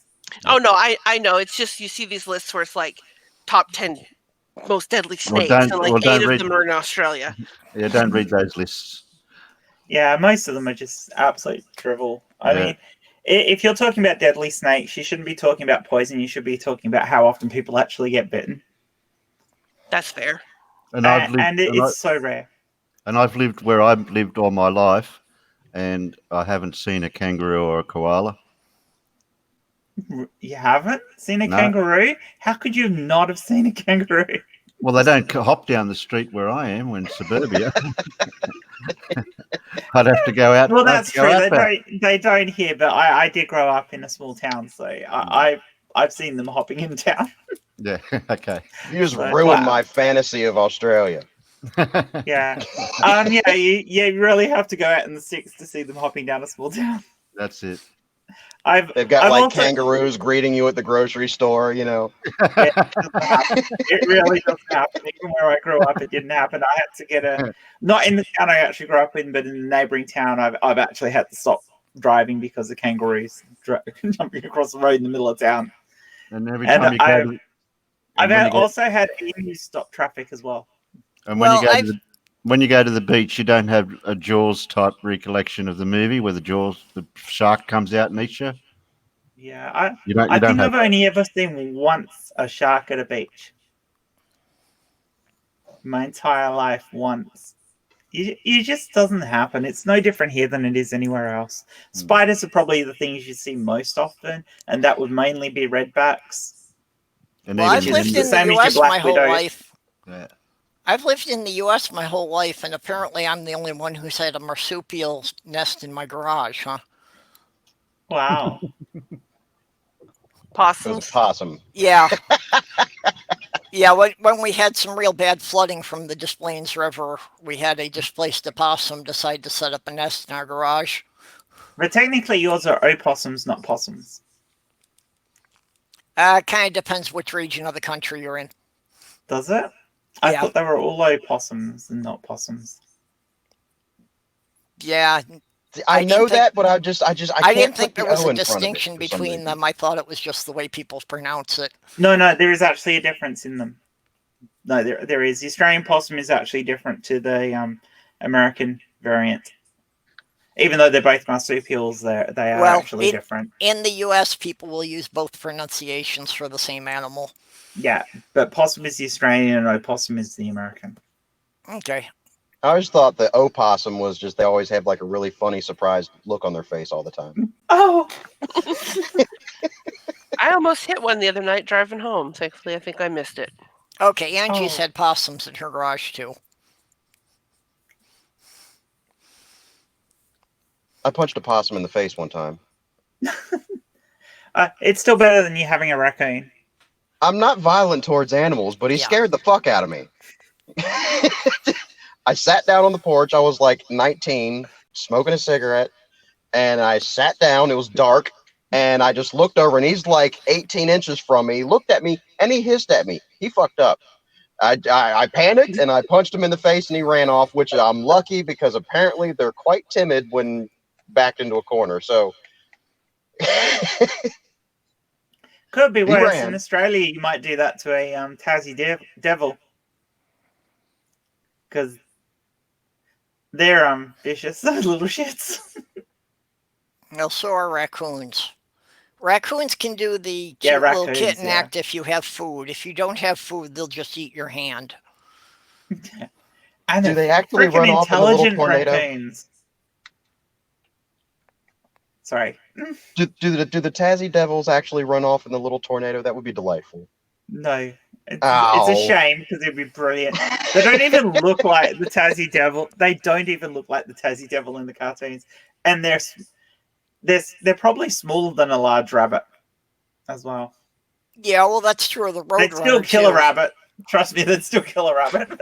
I think Vicious the first little time I buggers. saw a Tasmanian devil picture, I was surprised at how small they actually are. Yeah, they're quite small. Yeah, But well, you they see, are very vicious and they'll take on things 2 to 3 times their own size. You see the Warner Brothers cartoons, you get the idea that Roadrunner's about as tall as a man, and actually the things are smaller than a chicken.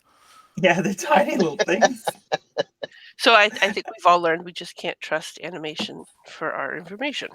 Yes, yeah, you don't get your science from Warner Brothers or Disney. Or history, if it's Disney too. Although Disney have this absolutely brilliant footage of a beaver damming a river. Well, Disney used to do some really excellent nature programs. They did, Way but I back in wasn't the talking about day. nature program. Yeah. I remember watching those growing up, but that was like back in the 70s. They've got a cartoon of a beaver walking across the top of a dam, and the dam collapses, and then does his nuts at it. And the caption is here we have actual footage of a beaver damming a river. Oh, okay. That would be a And great name. it's one of those Disney things I always remember because it was freaking hilarious. Now that you mention, I think I remember that clip. Yeah. That's an awesome meme idea. It is Like a beaver standing like on a riverbank, and he's got like a Bible out, shaking his fist at it. Beaver damming a river. Brilliant. Yeah, it was one of the better jokes that Disney did.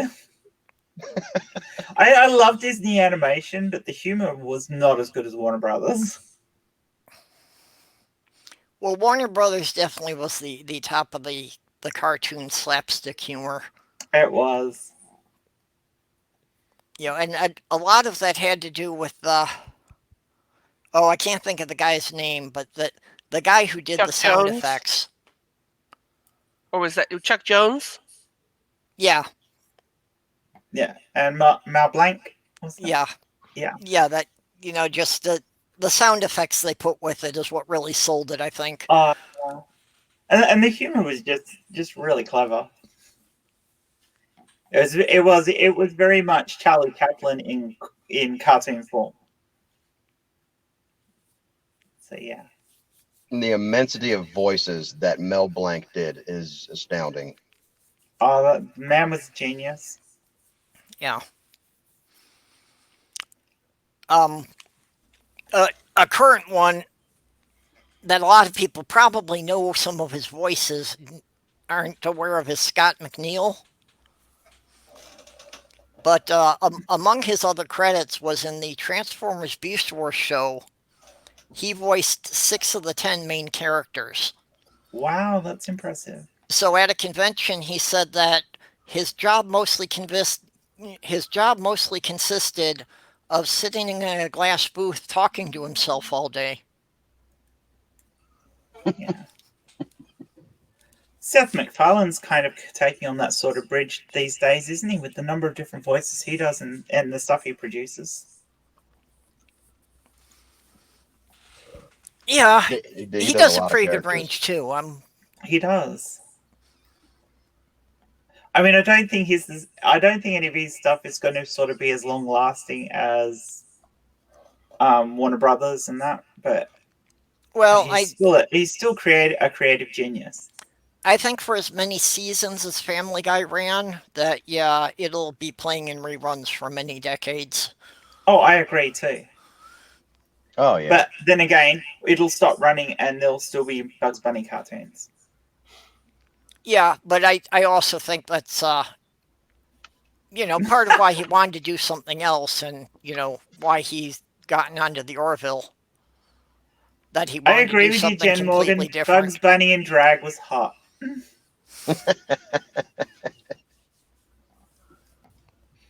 Now, see, I kind of wonder about some things like that as a kid. That how many people did that kind of influence and kind of normalize the idea to? Yeah, It it also comes in normalized the steps. idea of making fun of that sort of thing, though. So Yeah. there's a two-edged sword there. Yeah, definitely. But Not that I'm against that. I think sometimes you have to take that two-edged sword to something to start off with, so that you can get a desensitizing of the public. If that Yeah. makes any sense. Yeah, get him used to it in a humorized way, and then kind of take the humor out of it. Yeah, because not all humor is a negative thing. There's a fine And- line and in between all ridicule honesty, and if you- acceptance. Yeah. In all honesty, if you can't laugh at yourself, there's something fucking wrong with you. Well, Angie did make the comment that she bought some old cartoons for her kids, and rewatching them realized how sexist and racist they were. Oh boy. And it's like, yeah, there was a lot of that. And there are some cartoon characters that we will probably never see on television again because of that. I mean, when was the last time you saw Speedy Gonzales show up? When was the last time you saw anything major from Popeye? Or the movie Song of the South. Oh, yeah, Song of Yeah, the South. the I Song love of the Song South of the is one South. that Disney won't release again. And I that love- makes me so mad. I love Disney, and I always liked that It's the a Brer beautiful Rabbit movie. story. And I love Brer Rabbit, yeah. And the thing was, it's like somebody explained to me what a tar baby was after the fact, and I'm like, but I would never have made that connection. And like 90% of And people besides that, they would made never an have made the actual connection. tar baby. Right. It wasn't like, I mean, it was a baby made of tar. Tar. Yeah. There was nothing. Well, but again, that wasn't originally a Disney story. That was a folk legend that Disney commandeered. Well, It had that's what been- Disney do with all that Yeah, stuff. it had been, told for 100 years or more before Disney ever found it. Yeah, I mean, look at the changes they made to Noddy. Naughty. Well, big ears can't sleep over at Noddy's because it means they're gay. What the fuck? It's a kid show. Oh. That sort of thinking, like it's that correct think. You have to think a certain way for it to be right. And now, I'm Yeah. not a big fan of language policing. I do think there are certain things that, by nature of the way they're used, maybe become things that certain people shouldn't use.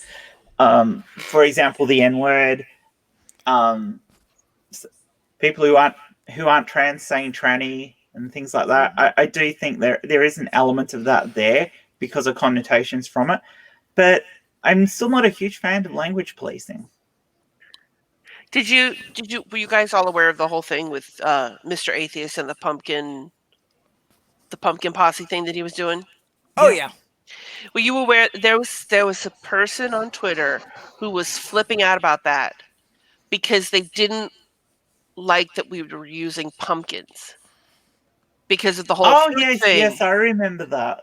Yeah. And like despite being explained like multiple times, it's like black people repurposed and the N-word, and some trans people are okay repurposing You can say it. that I word, like, tranny and trap and stuff like that. Mr. Atheist is recommandeering being called a fruit. And she just Yeah. flipped her shit and blocked anybody who appeared on her timeline with a pumpkin in their name. Yeah, I was one of the. I got blocked. I was commenting purposefully just to get on there because I wanted to see if she'd do it. Yeah, Or somebody comment something I would like. It's crazy. I mean, if you're a part of a community and you can't reclaim that word, there is something wrong. And I mean, I can understand if you don't want to use it and you don't want to say it. Yeah, that's fine. But you can't tell other people that they can't use that word if they feel that word applies to them. Yes, and as a pansexual person, that certainly applies for Jimmy. There's no reason he can't claim that word. And there's no reason why he can't armor people with that word to get back at somebody who wants to use it as a slur. Yep. That's why I reckon I should tell blonde jokes because I'm blonde. Nah, I'm blonde too. Did you hear about the blonde girl who tried to blow up her ex-boyfriend's car? She burnt her lips on the exhaust pipe. Yeah, that's enough on that one. Yeah. I'm blonde too. I used to tell blonde jokes all the time. What do you call a brunette between two blondes? A translator.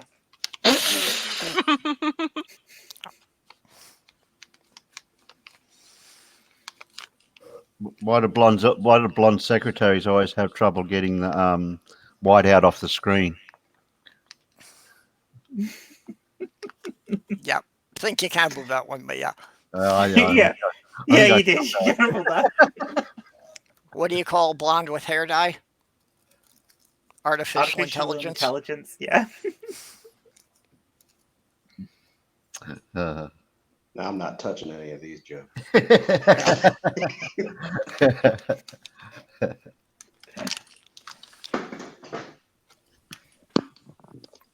I used to know a lot more, but I can't remember them now.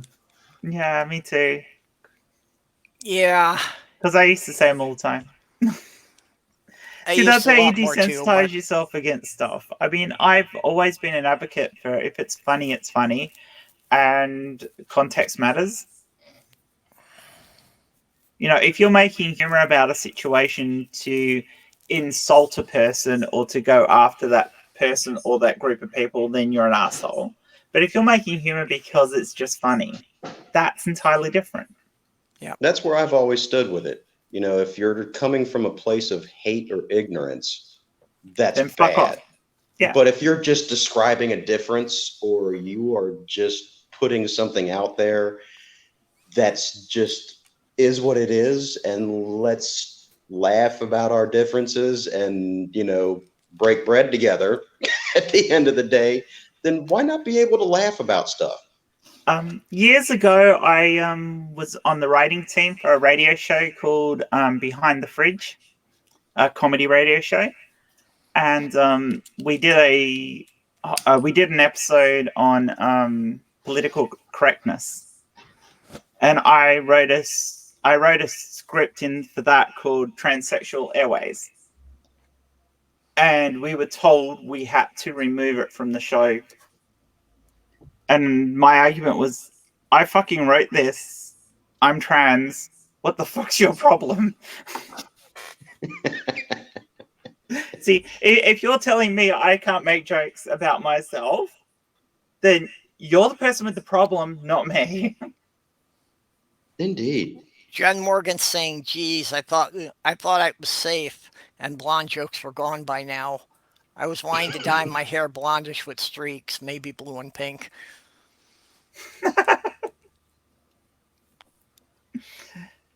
It's all right, Jen. We just got to the tranny jokes too.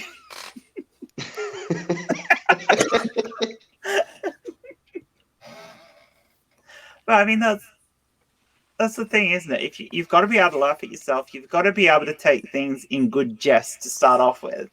And then if it is about personal attacks, if it is about demeaning a particular person or group of people, then that person who's doing that can just fuck off. Yeah. But otherwise, it's general humor, and just accept it for the fact that it's funny.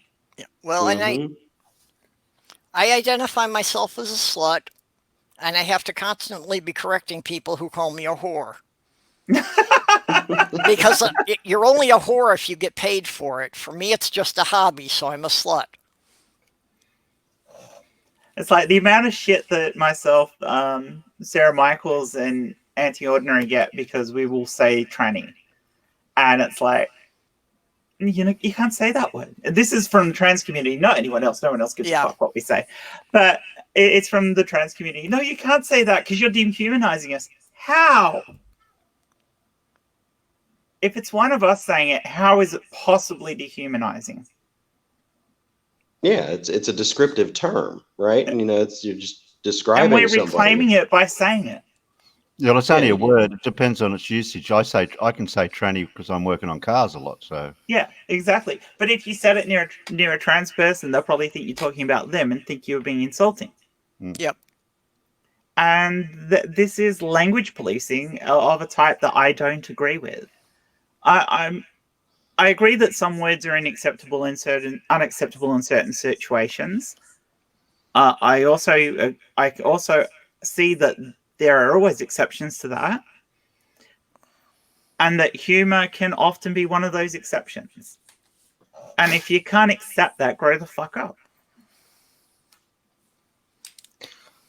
I'm going to have to drop out, Purple. I've got to help my wife Irene. She broke her ankle, and I've been caring for her for the last for the last several Aw. weeks now. It'll be a while before she heals properly enough to get around. So I've been doing all the domestic duties, and I haven't even got a chance to get out into the shed and working on the car type stuff as much as I'd like to. Yeah. It had to get back to the car again, didn't it, Terry? Yeah. Just Well, that's my had to hobby. get back to the fucking car. Yeah, well, that's where I live out in the shed. I don't live inside. So I'll catch up with you another time. Yeah, Nice to sorry meet to you, hear. Jan. I hope she heals up. No, it's good to meet you again, Terry. And yeah, we will catch up again and we'll do something. Okay then. Bye, guys. No worries. See you, Terry. Bye. I'm afraid I'm going to have to drop out as well. I've been working since 6 a.m. yesterday, and it is now 4:09 a.m. the next day, and I still have more work to do. So, Okay, well- I'm going to get finished so I can go home and go the fuck to sleep. Well, before you go, you got anything on your channel you want to plug or you want to drop a link for? Nope. I mean, I've got my YouTube channel that I put a couple playlists together. I mean, I'll make some videos at some point, but I'm not really pressured. It'll happen when it happens, and it's not like I'm out for fame or fortune. As soon as I get some programming or the means to make a good video that I would find acceptable to represent myself, I'll just do it. Until then, I'm comfortable on Twitter, Quizzitive Quandary. I help people. Somebody's in trouble, somebody feels bad. I'm particularly talented at insight and philosophy. I'm not a professional philosopher, but I'm really good at perspective and helping somebody find a way to deal with something that's troubling them.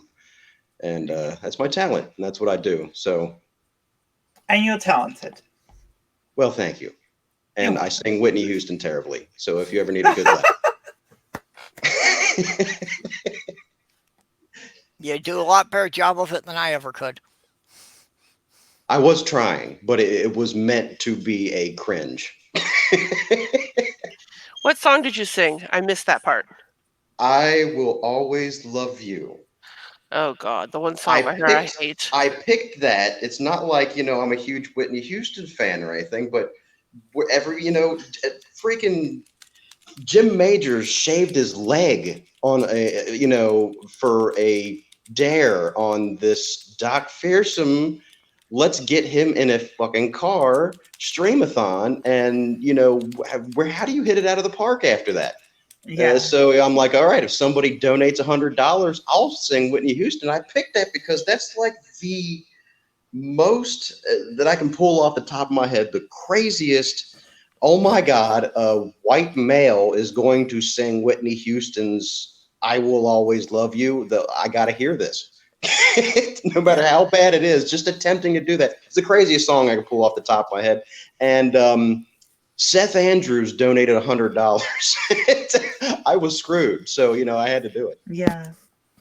You It did was well, amazing. though. Well, thank you. Well, maybe and it somebody was great should for you to hear me step sing up. something I can actually sing well one of these days. Yeah. It was great for you to step up. I just couldn't come up with any talent I could demonstrate online. So. I have a You don't talent, need but I'm not talent. going to It's demonstrate not it. 'cause no one always wants to about see it. talent. Somebody wants, when it comes to streams and putting a trick or a dare or something like that out there, somebody either wants to see you do something very well, or they want to see you fail miserably and be okay with it. It's not like they're being malicious about it, like, oh, I want to see this person in misery. No, it's like a cringe thing. They're like, I can't believe that they tried to do that. It's just putting yourself out there and giving somebody a good show. And, at the end of the day, nobody gives a shit. They're like, oh man, that was terrible. Can you believe that guy? Oh, what's for dinner? Yeah. And that's how it goes. You have to have a healthy relationship with humility. That's what it's about. Nobody really cares that you failed because they're going to forget about it. Well, we actually are going on about 3.5 hours. Yeah, I'm probably going to have to head out soon. Yeah, well, too, I was so- thinking that maybe I should just wrap this up now anyway, because I've got to get some extra sleep because I've got to drive down to Chicago this weekend. Oh, yeah, you go get some sleep. So that's, yeah. That's I'm glad about I was able 400 to miles join you each today. way. Huh? Doc, I'm glad I was I'm not able to singing join you anymore, today. Whitney. I see that in the chat. Scientist Mel donated $100 yesterday. Oh my freaking goodness. I didn't put any more dares out there. I served my time. I mean, if she's requesting me sing something, I'm true to the game. I'll respect, especially Scientist Mel donating some cash. She wants to hear me sing something, I'll do it. But damn it, I've served my time. Okay, well, Jen, do you have anything coming up you want to plug? We've probably got some more Down Under discourse coming up in the next couple of days. We had something planned, but I can't remember what it is or which day we're doing it on. So if people want to follow that, we'll drop a link in the there'll be side links. chat for the channel. Yeah, I'll have to find it.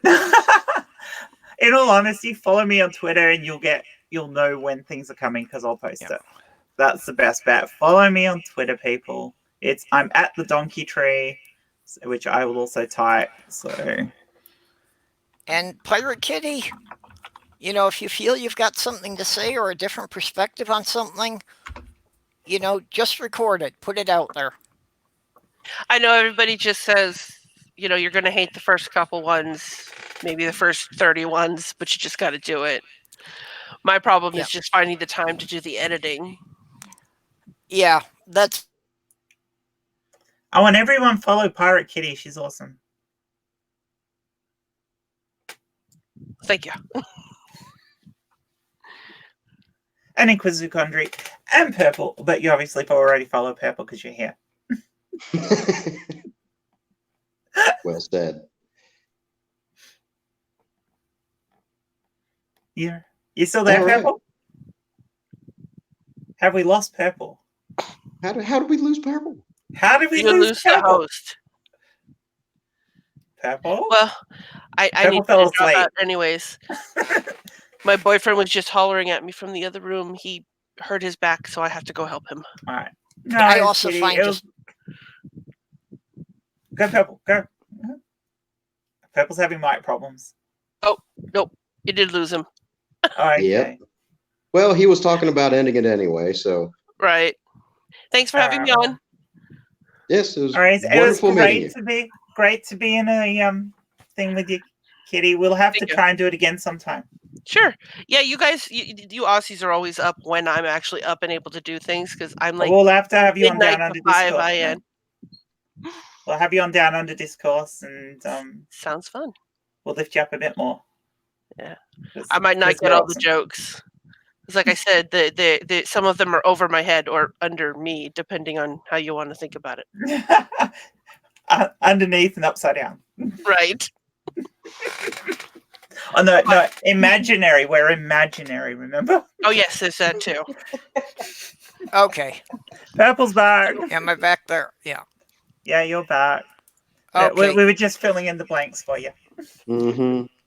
Yeah, it seems that my internet connection's gotten flaky now anyway, so. All right. Well, what are you up to, Let's wrap this Purple? up. That basically around here that means one of two things. It either means it started raining and they've got water in something again, or it means that AT&T is doing some BS with the equipment, which they like to do around this time of night. So what are you up to, Purple? Come on, we've all said what we're up to. You must be up to something. Well, like I said, right now, at least this week and next week, I've got just so much personal stuff going on that, I'll keep doing my scheduled chats Tuesday at noon and Thursday at midnight. Yeah. I've got 5 things that are in various stages of production. I just don't know when I'm going to get any of them done. And then whenever I've got time, I've got to play with the camera and find out what software I can get to work with it. Cool. Awesome. So it'll be good to actually see more of you. Yeah, I'm probably not going to be, actually live on camera very much. That's understandable. But I do still have some other things I can use it for as well.